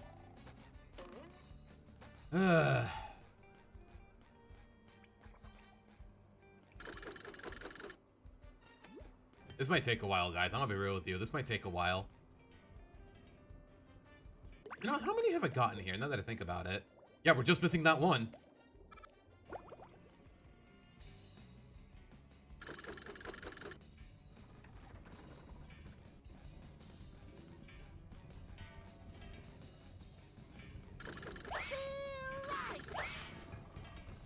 Did that? Nope. Okay, I hit it too late. Okay, as soon as it gets past the platform, you gotta hit the hammer.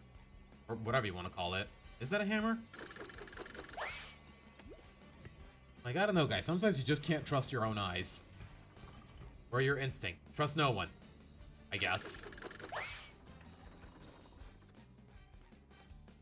Okay. On the platform, hit the hammer. Hit the hammer. Hit the freaking hammer. Or try to hit the hammer. Yeah, barely making it in time. Golly.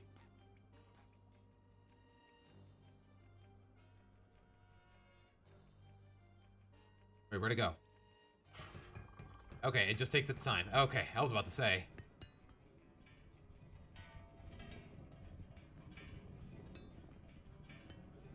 Wait for it. Wait for it. Why are you... Why is he doing the... Why is he doing the... Okay, these idle animations, man. Pure gold. I don't know if that's in response to that meme from a while back. Was that in the original? I want to believe that wasn't in the original, and that's just in response to the memes, which, you know what? I can respect it sometimes. Okay, this is going to stay here as long as I stand on it, so... I don't have to fret too much, I hope. Hey, what does this do, then? Oh, easy, easy, easy. Easy!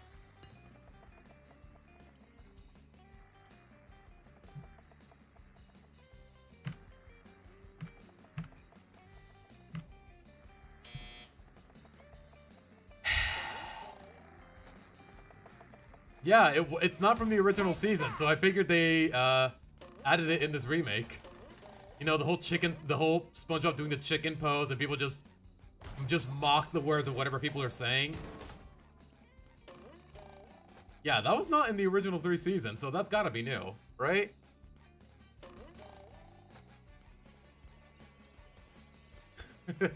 You know what? That's the kind of details I appreciate in a remake. Alright. One last freaking time. Although, I'm not gonna lie, guys. If I keep screwing this up, I'm not gonna bother with it.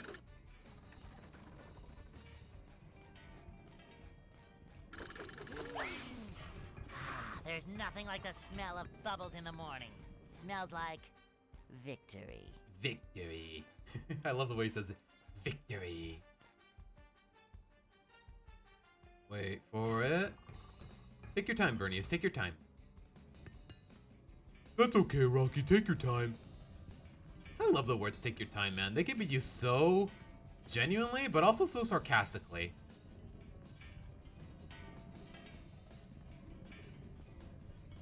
Wait, where'd it go? Oh, there it is.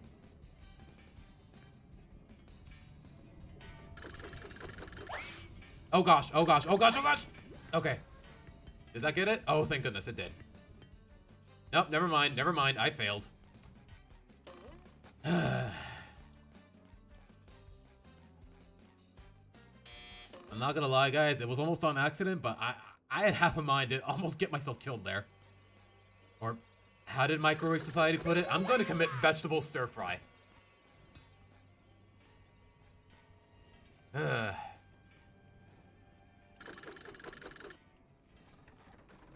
Steady. Aim for the hammer.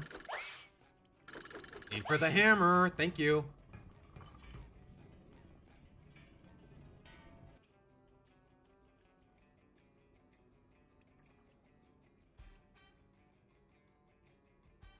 Bro, why are you on your... sure, man. Pop off, King. Why is this dude just... looking underneath, looking between his legs? That sounds so wrong out of context. Do not clip that.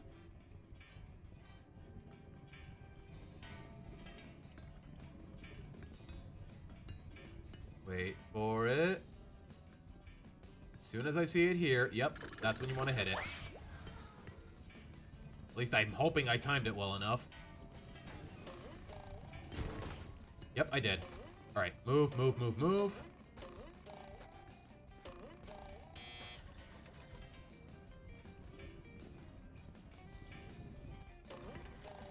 Oh my gosh, I almost let that go too early. Oh my gosh.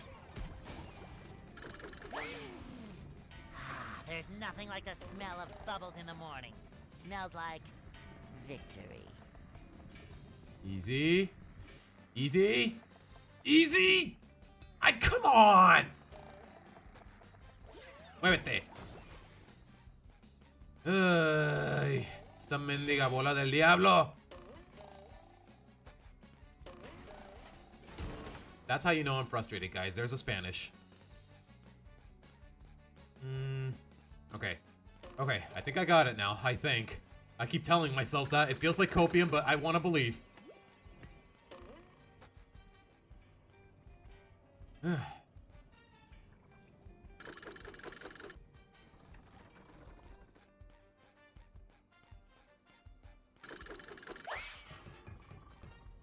feel like I may have hit that a little too early. Okay, not early enough. Thank goodness.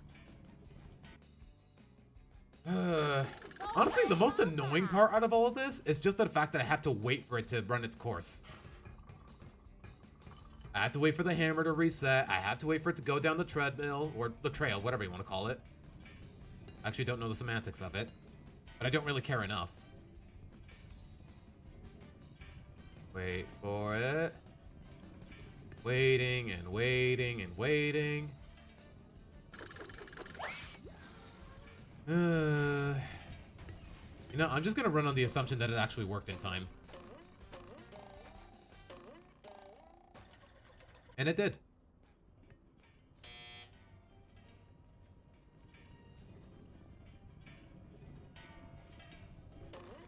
Oh my gosh, I'm so bad. I want to use the outro again, but I feel like I've used it one too many times. Ay, esta mendiga bola. Okay, you know what? I blame that on my impatience. I just blame that on my impatience. That's all I can really say. One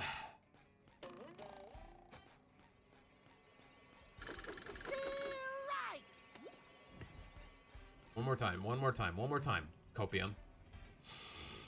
Oh, I can smell the copium. It hits. Alright, keep moving. Hit the hammer. Pretend it actually worked. Okay, again, I gotta stop thinking like that. I'm being too impatient.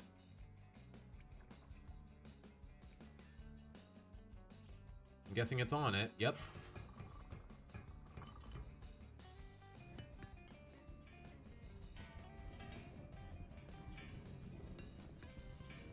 $2,000 later. I'm telling you, man, there's a SpongeBob reference even for the SpongeBob stuff. You know how they say there's a SpongeBob reference for everything? They mean everything. Even SpongeBob himself can get memed with SpongeBob references. It's crazy. I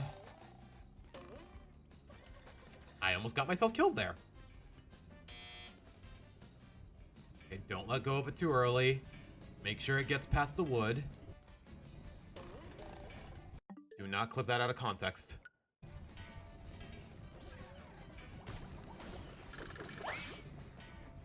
Hurry. Come on, come on, come on. Why does it keep doing? Why does it keep? I'm pressing downward. Okay, you know what? Screw you. Screw you. I'm out of here. I'm out of here. Like I said, you gotta know when to quit, because that is a load of bull crap. Alright, we're done with the lair. We're done with the lair. Except for that, aside from that one spatula, we're done with that lair. Golly, man.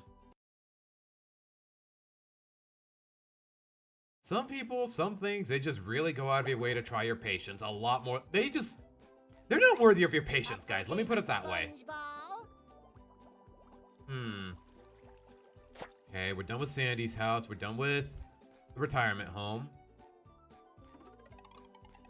Okay, what does the game expect me to do next, though? Okay, rock bottom is the cheapest, so I'm guessing that's the one. So,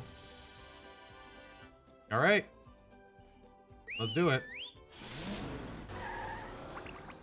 Like, that's the thing, though. I tilted the platform before it even got on, so you'd think the momentum would be minimized. Like, I don't get it. Rock bottom, home of strange creatures and souvenir t-shirts. Did not know rock bottom actually had a... Hey, it's that guy that inflated his balloon, I think.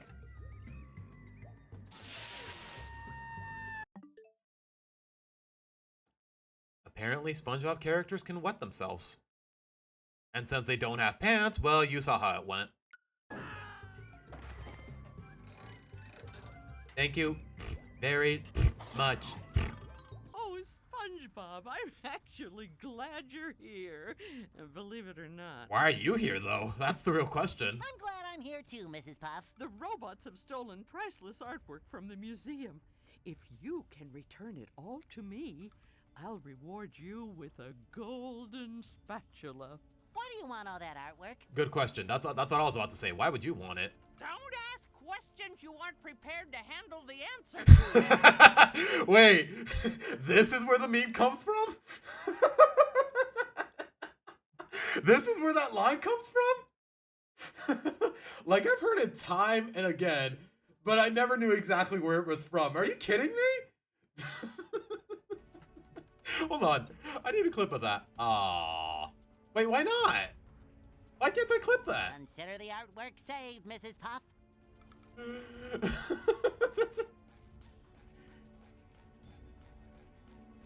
Wait, that's not him? Really? Oh, sparkly. It looked just like him, though. It was just a... Okay, maybe it wasn't him.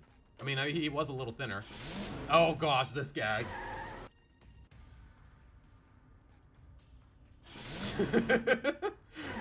It's not like I'm trying to leave, man, but you know what? That's a cute reference. That's a cute reference. This is a sleepy time robot. Sneak carefully when near him or he will wake. Okay.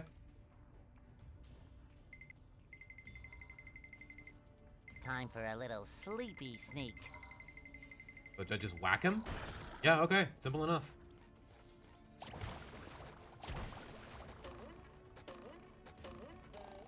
Probably should have kept those tikis intact to get those shinies. Oh well. And I'm guessing you got nothing to say. Yo, this place is so eerie. Gives me some. It reminds me of that one cavern from the first Jack and Daxter game. You know, the one with all the spiders? I hated that place, by the way. I'm not arachnophobic by any means, but that place still gave me the creeps. Okay. I'm guessing I'm sneaking everywhere.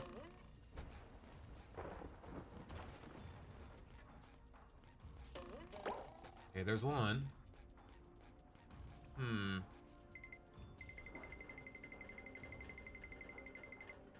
So... Okay. They don't collapse if I just stand on them, thank goodness. Well, this is a fun new mechanic, though. Relatively speaking, because I could always sneak.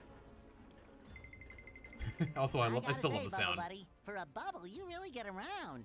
SpongeBob, the robots are plundering Rock Bottom's museum, but they've broken the roadway leading up there. You'll have to be clever and find another route to get in.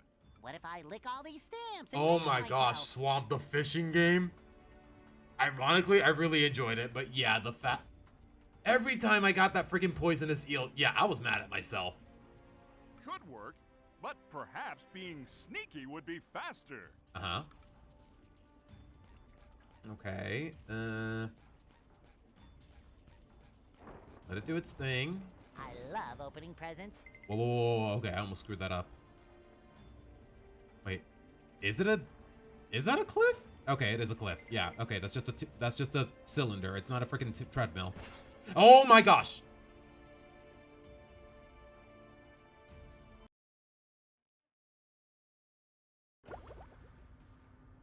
Maybe I deserve that. Maybe I deserve that. Just saying.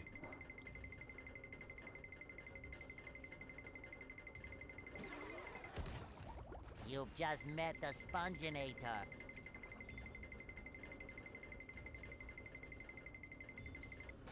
Okay, just hold down ZL. Hold down ZL.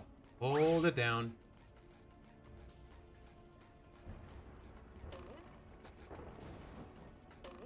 Just my size.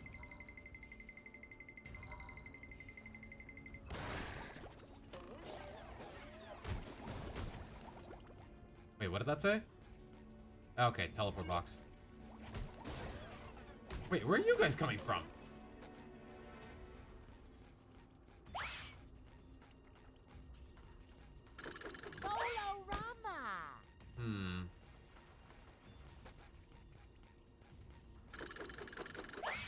Oh my gosh. Of course. Of course. Hello? Camera? Thank you. Oh, there's a machine. Okay, get rid of that. Yeah, that's where they're coming from.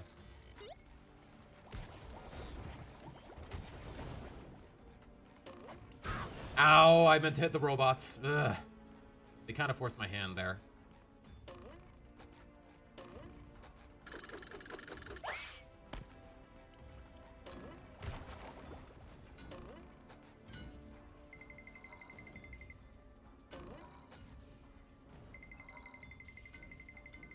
I feel like a new sponge. Ow! Oh gosh. Okay. Okay. Once I attack, I do kind of lose some of the stealth frames. Okay. Fair. Fair. Fair. Fair. Kirby falling meme. You know what? I gotta edit that. Like a spring breeze. The thing is, though, guys, I can't download my own VODs until they're done processing on YouTube, which is kind of annoying. There's nothing like the smell of bubbles in the morning. Wait, what does this do? Okay. Open the gateway on a bridge, but I don't know where the bridge starts to begin with. Or maybe I do. Hold on. Would I die if I just jumped off here? Probably. The game is pretty merciless when it comes to the borders and whatnot. Wait,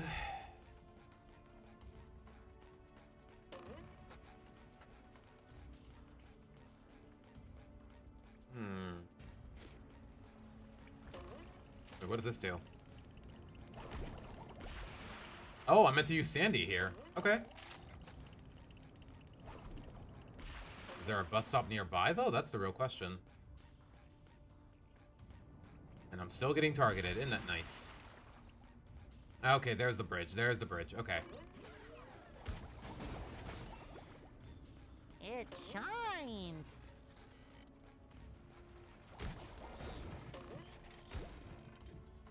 Found another barrier.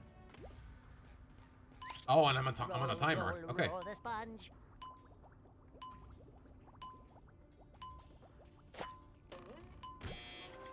Okay.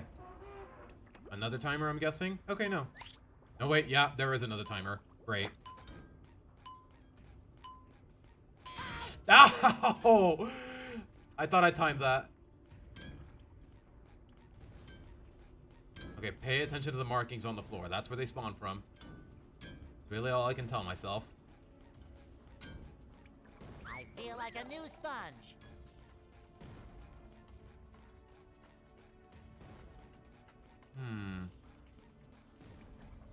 Okay.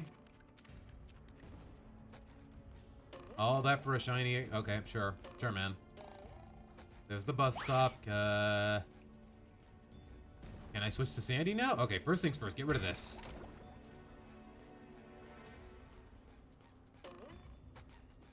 And you. Okay, now... I don't see a reason to not want to switch to Sandy, so let's do it.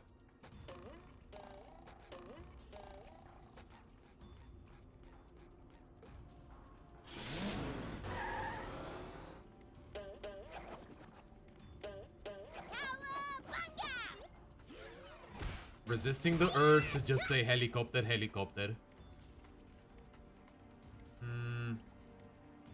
Okay, back to where... There it is, there it is, there it is. Okay, I remember now. I remember.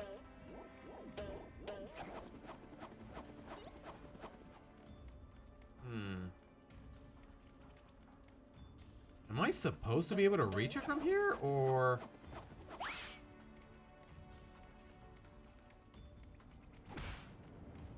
Wait, who's targeting me? That's for messing with Texas. Well, that's awful pretty.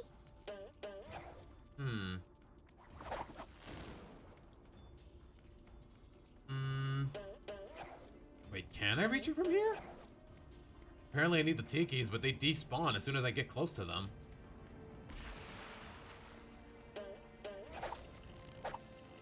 Oh, I can. Okay, it's not even in my line of sight, but sure, man. That's how that works.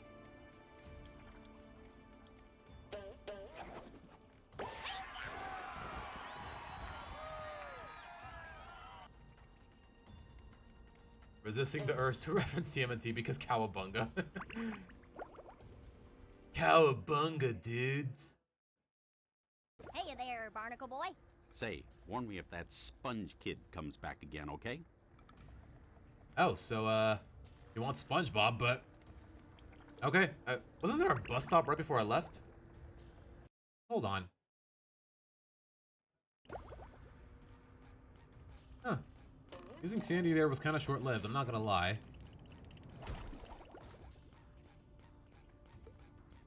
Oh wait, I'm already back at SpongeBob! Wait, I just realized it turned me back into SpongeBob just for leaving. Can I go back, please? Thank you. I wasn't even paying attention to who I was using. Sheesh. And I almost jumped off a cliff on accident. Okay.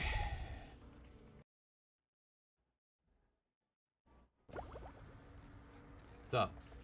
Barnacle boy, are you on patrol down here? No, this is my second job. I work security. Now listen, if you want to reach the golden spatula, you need to shut off the museum's security system. Okay. Do you have to iron those pants or are they wrinkle-free? Unlike you. Rude? Pay attention, kid. This is serious stuff. Now, if we don't get this robot thing resolved, Shady Shoals will shut down and I'll have to move back in with my son and his wife and his 4 screaming kids. He has a son? I mean, it's kind of expected. He's old and retired, but... Now, you see that vent on the other side of the museum? Yes, sir. That's where you exit the museum. Good luck, kid. Okay. I won't let you down, barnacle boy. Fed by turtles and surfers everywhere? Yeah. Right on, dude. Gnarly, dude. So what now? I'm guessing I'm supposed to reach that. Yeah, okay, I can. Good. There goes one. How many are there, though? I sincerely wish there was a counter for these. Oh, jeez. Okay, I just gotta time my jumps. That's it.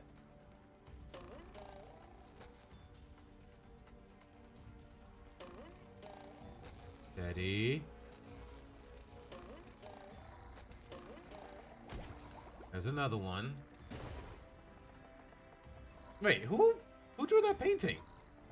At least canonically, who drew that painting?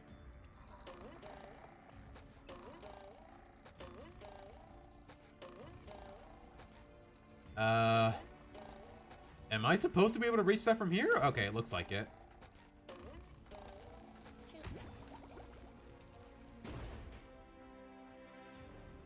Okay, that takes care of the sentries, but what about the lasers on the floor? Okay, I see it. Kind of.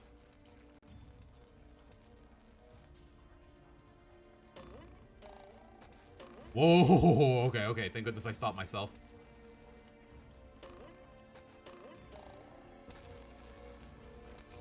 Steady.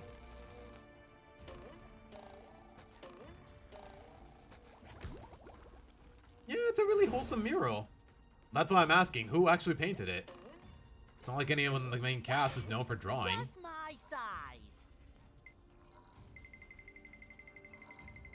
Steady. Time for a little sleepy sneak.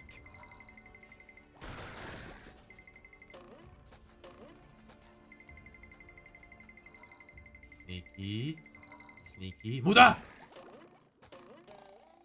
I don't know why I felt the need to say Muda there. It just felt right.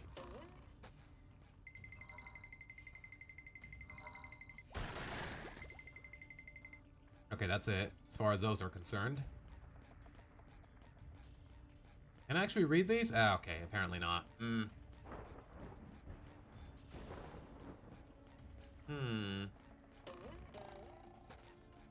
Wait, hold on. Get rid of these first.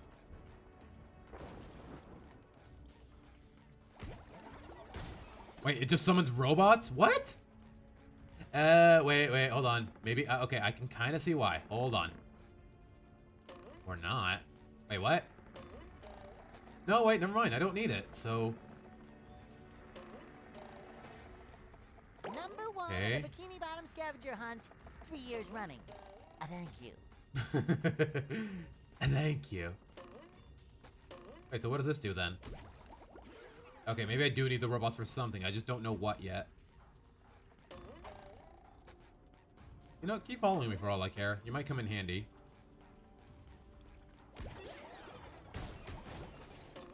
Okay, it shuts down the lasers, but...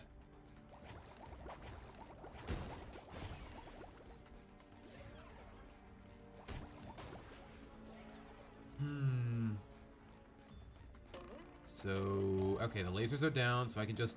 Yeah, okay, just like before. Am I meant to reach that yet? Probably not. Otherwise, I wouldn't have those barricades. Just my size. I'll take that. Thank you. Do the other stand cries. Dora! Oh, no. Nah, I can't do my... I'm not good. I'm not good with impressions. I mean, I try. I have fun with them, but when I'm trying to make them actually sound like the source material, yeah, no. That's where you got me. But it's all in good fun, so maybe I should try anyways. Wait, are they wax figures of the guys? Okay, I was about to say, yeah, they're probably just wax figures. Otherwise, what are they doing here? Yeah, they're standing completely still.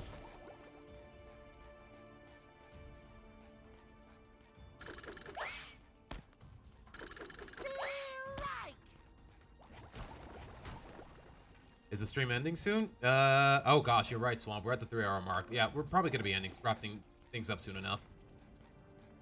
I really did get too caught up in that Gravity Falls video, didn't I? Then again, it's Sunday and it's only 3 p.m. I can...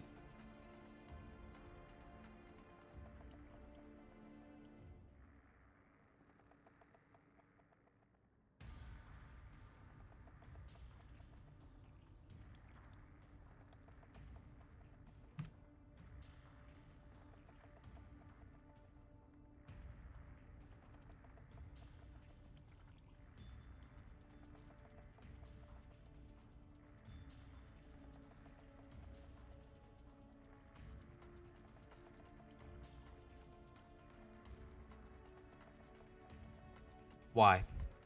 Just why?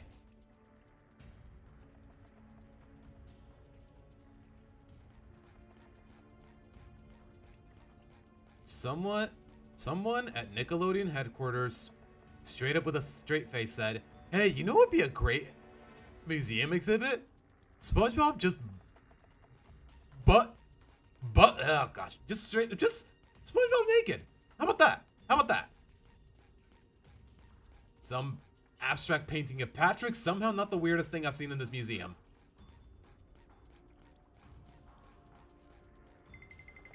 Sneaky, sneaky.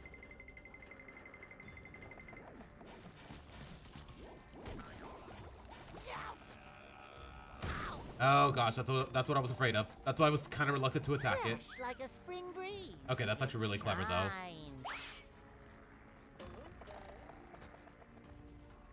Wait for it. Okay, they are actually alive, so what's going on here? Ow. I feel like a new sponge. Okay, that was definitely drawn by Squidward, I'll tell you that much. Wait, I just realized there's a nerd robot here. There's two of them. Oh gosh. Where the heck are they?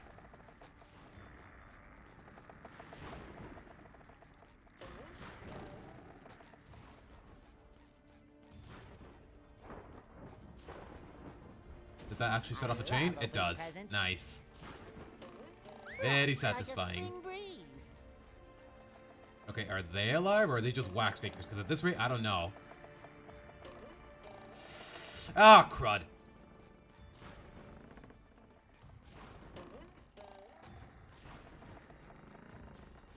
And they are still targeting me.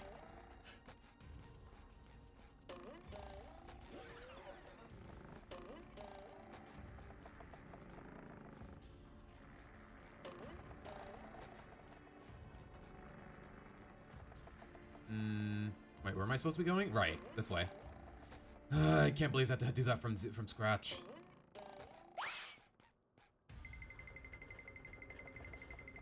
Really tedious, but at the very least I already got rid of the robots. Don't be suspicious. Don't be suspicious. Don't be suspicious. I don't even know where that's from. I've just heard it before.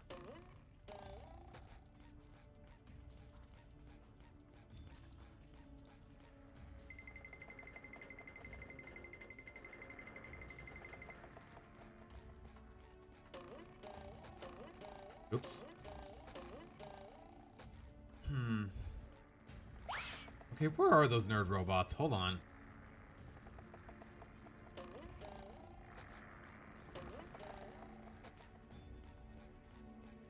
I don't see them anywhere, but they are summoning lightning clouds, so where the heck are they?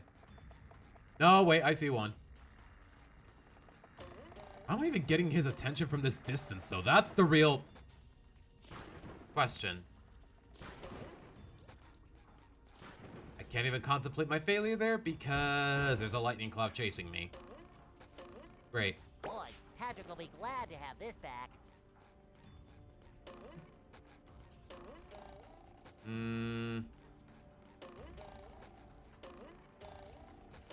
Okay, oh my gosh, I'm all the way back at the start. That's so annoying. Okay. I can do this.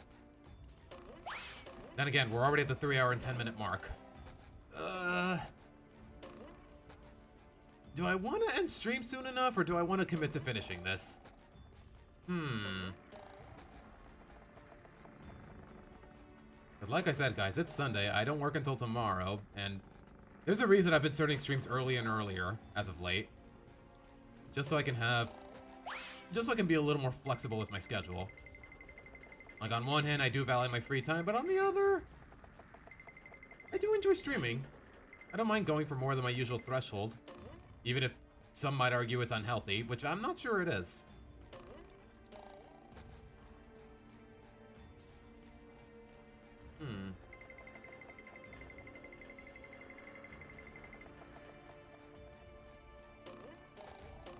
Okay, what is it with this? Come to think of it, what is it with this eerie music? I'm getting some serious Metroid vibes out of it.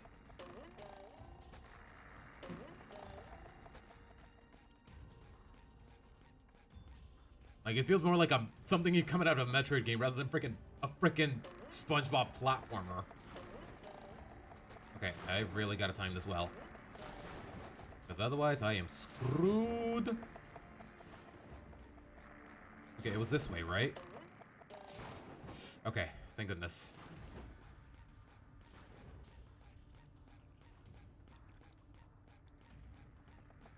Oh gosh, yeah, okay, Swamp, maybe for your sake and for people who don't live in the US, or even the West Coast for that matter. Maybe I should call it soon enough. There's another painting. I gotta wait for it, but I also gotta be on my toes. Okay, we're good, we're good, we're good. Okay, there's the exit. And apparently I need Sandy.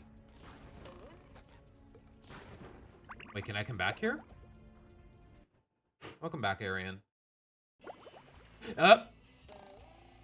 I was about to say, I was not expecting a slide there.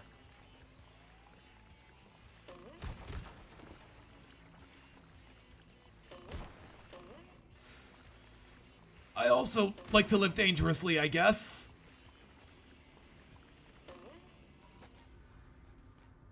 Suddenly jellyfish. Hmm.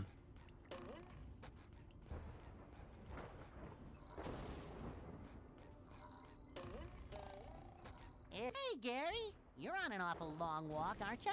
Yeah, how are you getting here so fast? The Trench of Advanced Darkness, huh? Sounds dark. Okay, Gary. I'll be extra. I love the fact that that's what it's actually called. The Trench of Advanced Darkness. Okay, so I'm guessing I gotta take Sandy back to the museum at some point. Maybe not now, though. Ow. Really? I didn't even get iframes when I was switching characters? Okay, that's kind of dumb. I'm not gonna lie. Hey, what's that noise? Oh. Sure, I guess. Well, I suppose it'll make Patrick happy. Are you serious? I can't hit this switch without okay. Okay, fine, I'll switch. I'll switch. Don't know why they gave me the option to switch to Sandy if that was the idea.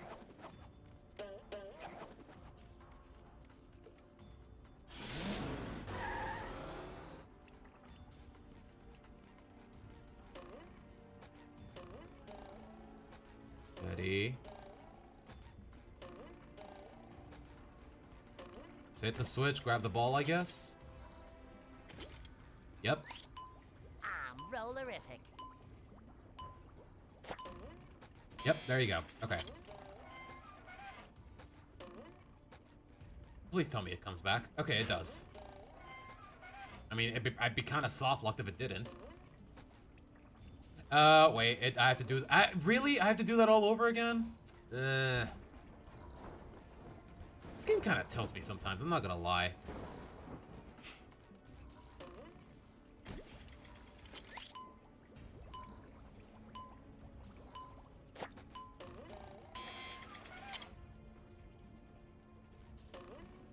There you go. Steady. Time for a little sleepy sneak. They call me Bob Ross. Pull a little sneaky on you. Okay, they still see me even if I'm sneaky. Okay. I feel like a new sponge. You've just met the Sponginator. Got a checkpoint. And another clam.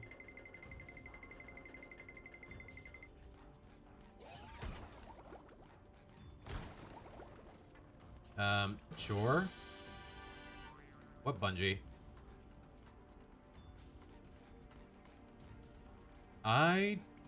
What bungee? Oh, there it is. Okay, I'm not gonna lie. I couldn't see it with this lighting. Bungee experience. Hey, you. Patrick needs to do Another laundry. dirty sock. And just a bunch of shinies? Yeah, I really don't care that much.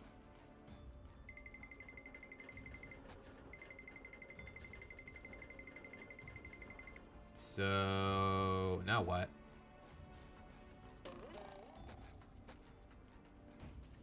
Why is the arrow pointing, why is the arrow pointing that way? Is this a dead end? What am I looking at?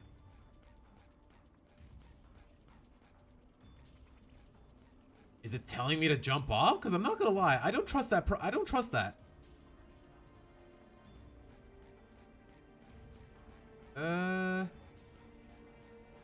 Okay, now I need Sandy. Okay, that's why the box is here. Okay. Oh, I need to unlock the other one. Never mind.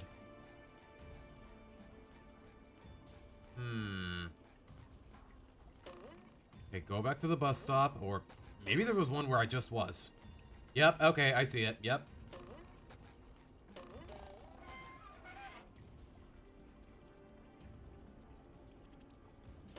Oh, it did. Oh, okay, it did move on its own. Okay. I guess I was just being impatient. Talk to Plankton? I don't see Plankton anywhere. Oh, wait. Oh my gosh, again. This lighting is so dark. I've got my eye on yours, Plankton.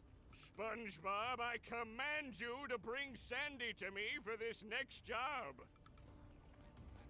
And he's just gonna listen. Alright, sure, man. No, I'm not here for the box. I'm here for the...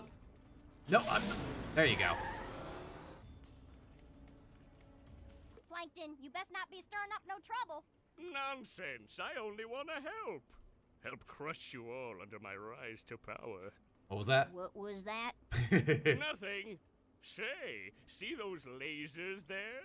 You mean them things that look like fancy washing machines? They do not look like washing machines whatsoever, but sure, girl. Your puny brain, I suppose. You'll need to turn on each one of those in order to cross the last part of the trench of advanced darkness.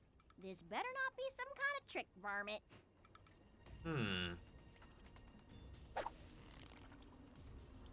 Steady.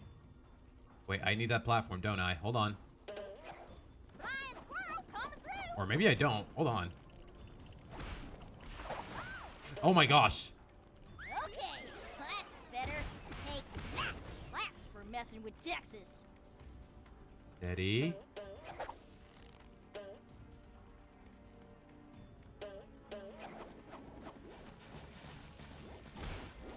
Got that down. There's another one.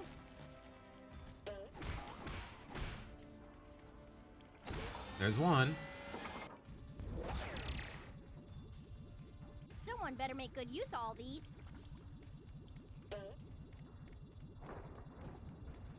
Okay, so... Do I just helicopter back into the platform? Probably.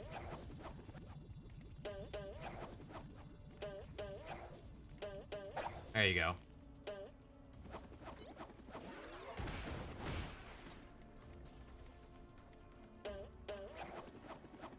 I shouldn't have done that. I shouldn't have done that. Okay, we live in.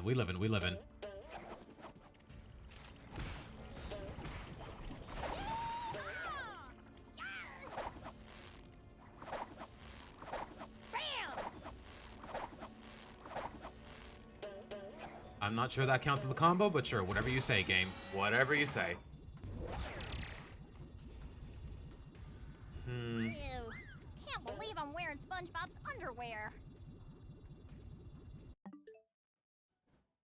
I'm sorry, what? I'm sorry, what? She's actually ill. Just, ew, no.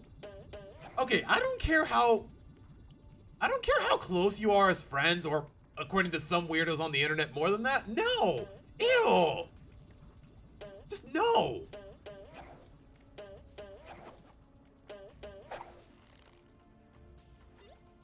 Oh my gosh, I hate that clarification. Why? Why is that in the writing? Speaking of which.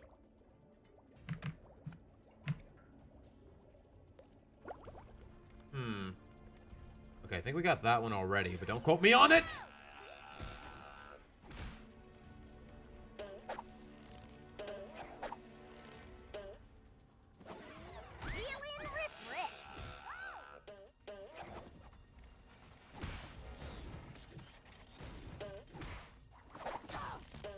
Okay, I need to work on that. We need to work on my timing. I just meant to hit the machine, but sure. And I guess that's all of them.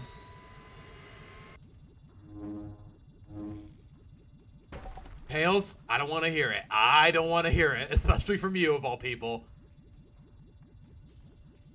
Okay, I need SpongeBob for that, because... Wait, can Sandy sneak? Nope, apparently she can't.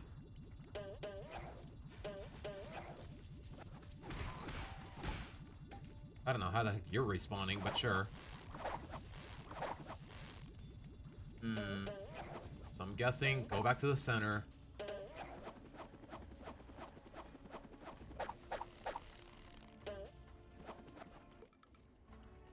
Oh, it gives me spatula for it. That's nice.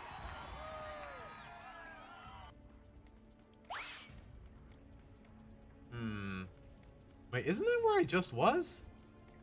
No, it doesn't seem like it. Okay, hold on. Hold on.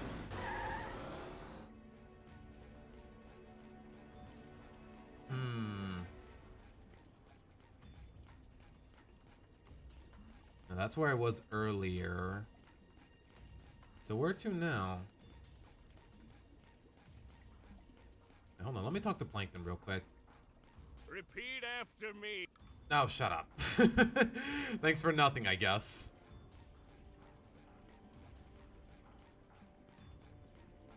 Okay, if there's a... I don't know what you call these things. If there's a pendulum for Sandy to swing from, then... I'm guessing I don't need SpongeBob there, but... Without him, how am I supposed to sneak past those robots? Because I see the light. I see the fog lighting. Maybe that is how you go at it. I don't know. You know what? It's worth a try. Yeah, okay. Maybe I do need Sandy.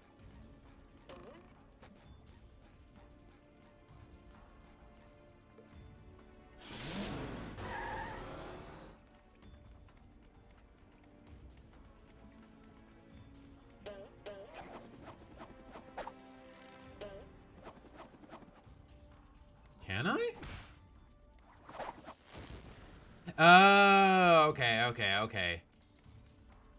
Okay, we're good. We live in.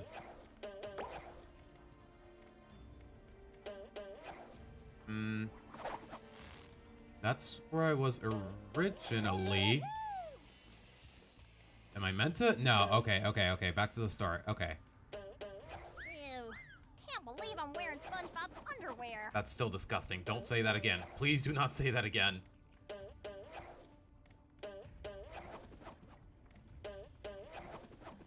Wait, is the barrier open for good, or do I need the sponge ball again? Okay, no, it's open for good.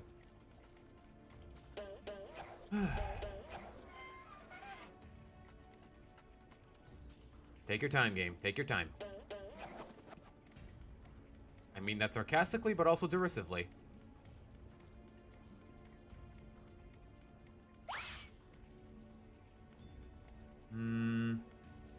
Wait, so what does this laser open then?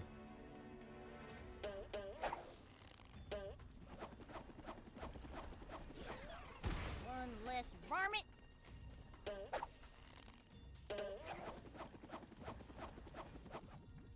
No, this just leads to another laser, so... What is this big one pointing at then? Okay, maybe I should have paid attention to the cutscene when I hit the third one. That's my bad.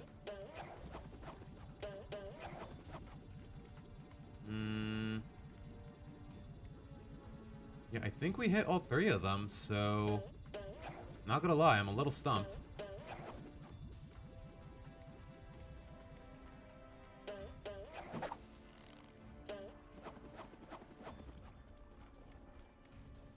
That's where the first one was. That's where the second one is.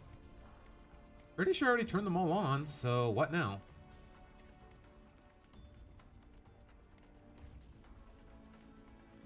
Well, let me see if Plankton has anything to say. Where is he?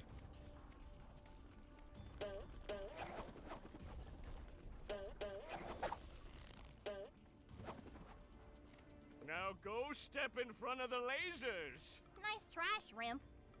Oh, okay. I thought I actually had to do that. Okay. Okay, I'm not gonna lie, guys. I'm a little lost, and like I said, I gotta end stream soon enough. So, do I want to call it here? I don't know. Okay, while I'm here, though, I may as well get that sock. Do I really have to care? Hmm.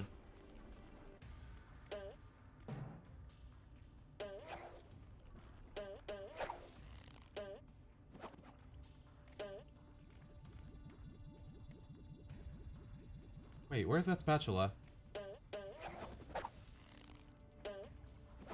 I'm telling you, it's okay. Either I have no sense of direction, or it's really easy to get lost in this game.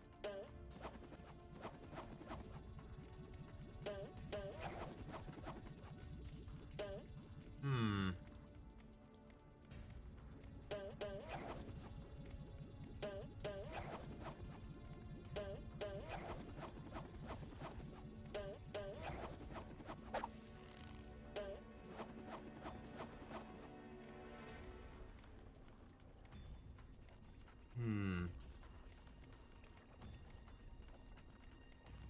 Just for the record, guys, I am more or less open to getting backseated here. I'm not gonna lie.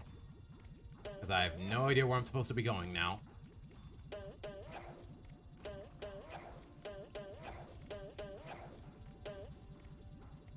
Hmm.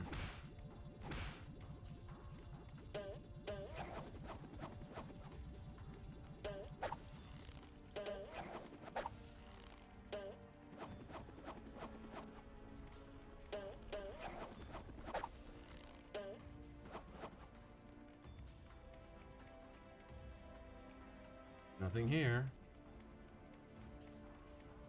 Only SpongeBob can go through those. Yeah, I have no idea what I'm supposed to be doing here.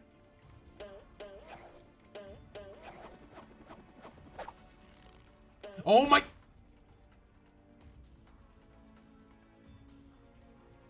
Nice. Nice. Just nice, I guess. Thank goodness for checkpoints, because otherwise I don't know what I'd be doing.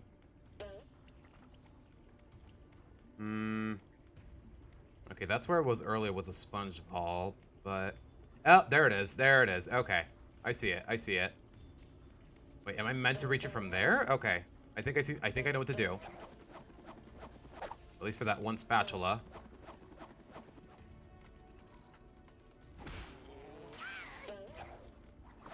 Okay, I cannot karate chop the jellyfish. Duly noted. Use of all these.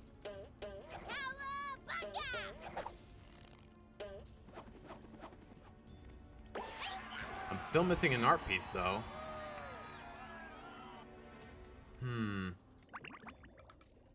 Yeah, we're still missing plenty of we're still missing plenty of stuff. Okay.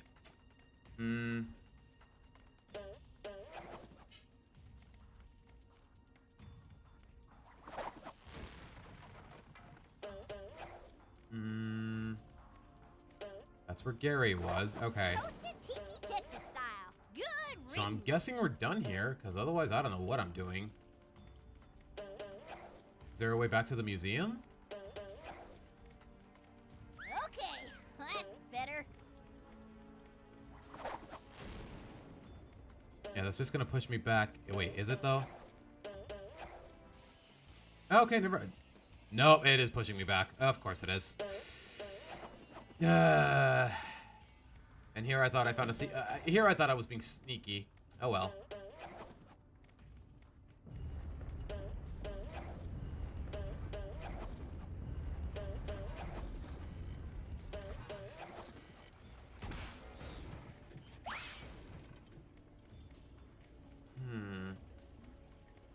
Not gonna lie, guys, I'm a little stumped because I have no idea how to get out of here now.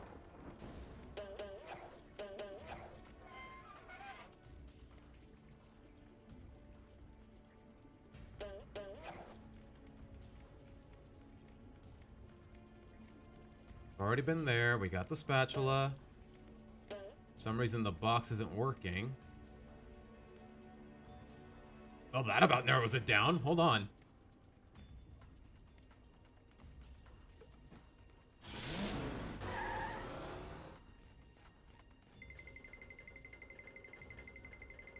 I see a place called Exit, but how the heck am I supposed to reach it, though?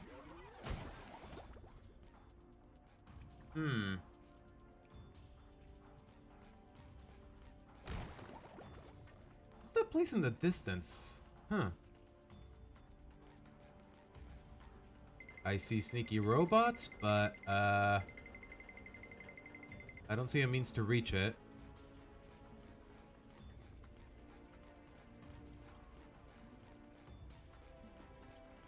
Maybe it was Sandy? I don't know, man. Probably. You know what? It's worth a try. Ugh.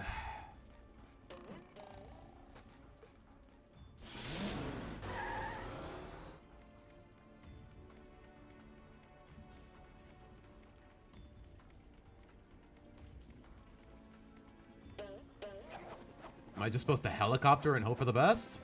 Okay, it looks like it.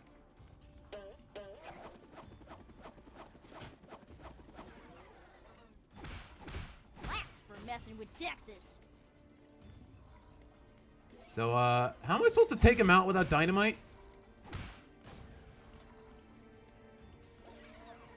Because, yeah, the moment he attacks me, he's just gonna laser me.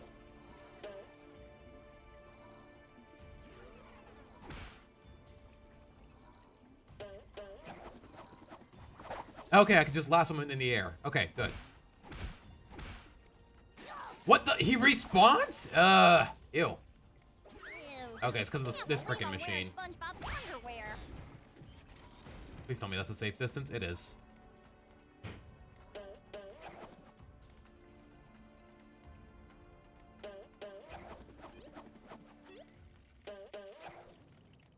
Nothing like a bit of roping to get the heart pumping.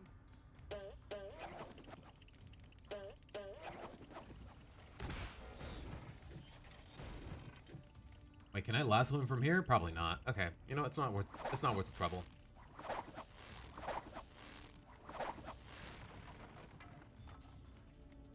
Wait, can I still? Nope.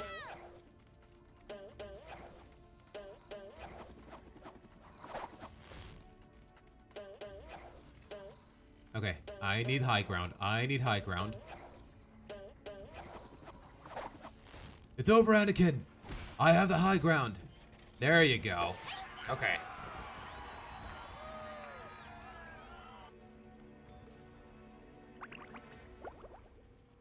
We're still missing an art picture though, so maybe it's on the way here? I don't know, man.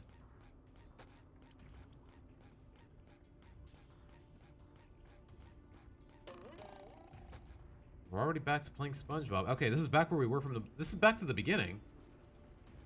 Huh. I'm guessing, judging from the fact that it took us here, we're supposed to... Yeah, we should have all the art paintings by now, but the fact of the matter is I don't. So, yeah, guys, I think we're going to leave it here. So with that being said, thank you guys so much for sticking around. As always, if your heart so desires, like the stream, subscribe, and join the Discord. I'll see you guys hopefully next Saturday? Quote unquote. Actually, yeah, next Saturday. I don't see why not. Huh. I will say this though. I might dedicate a good chunk of that stream to talking about Digital Circus because the movie is dropping on Friday. Or, actually, I take it back. I might not stream on Saturday because Digital Circus movie. I might watch it on Saturday. I might watch it on Friday. Who knows? For all I know, the tickets are sold out. We'll have to wait and see, guys. Oh my gosh, look at this bozo. Look at this bozo just dancing. He's a silly little guy. All right, we'll leave it at that, guys. Let's leave it on that note. Once again, I'm Seabass signing out. Take care, guys. Bye.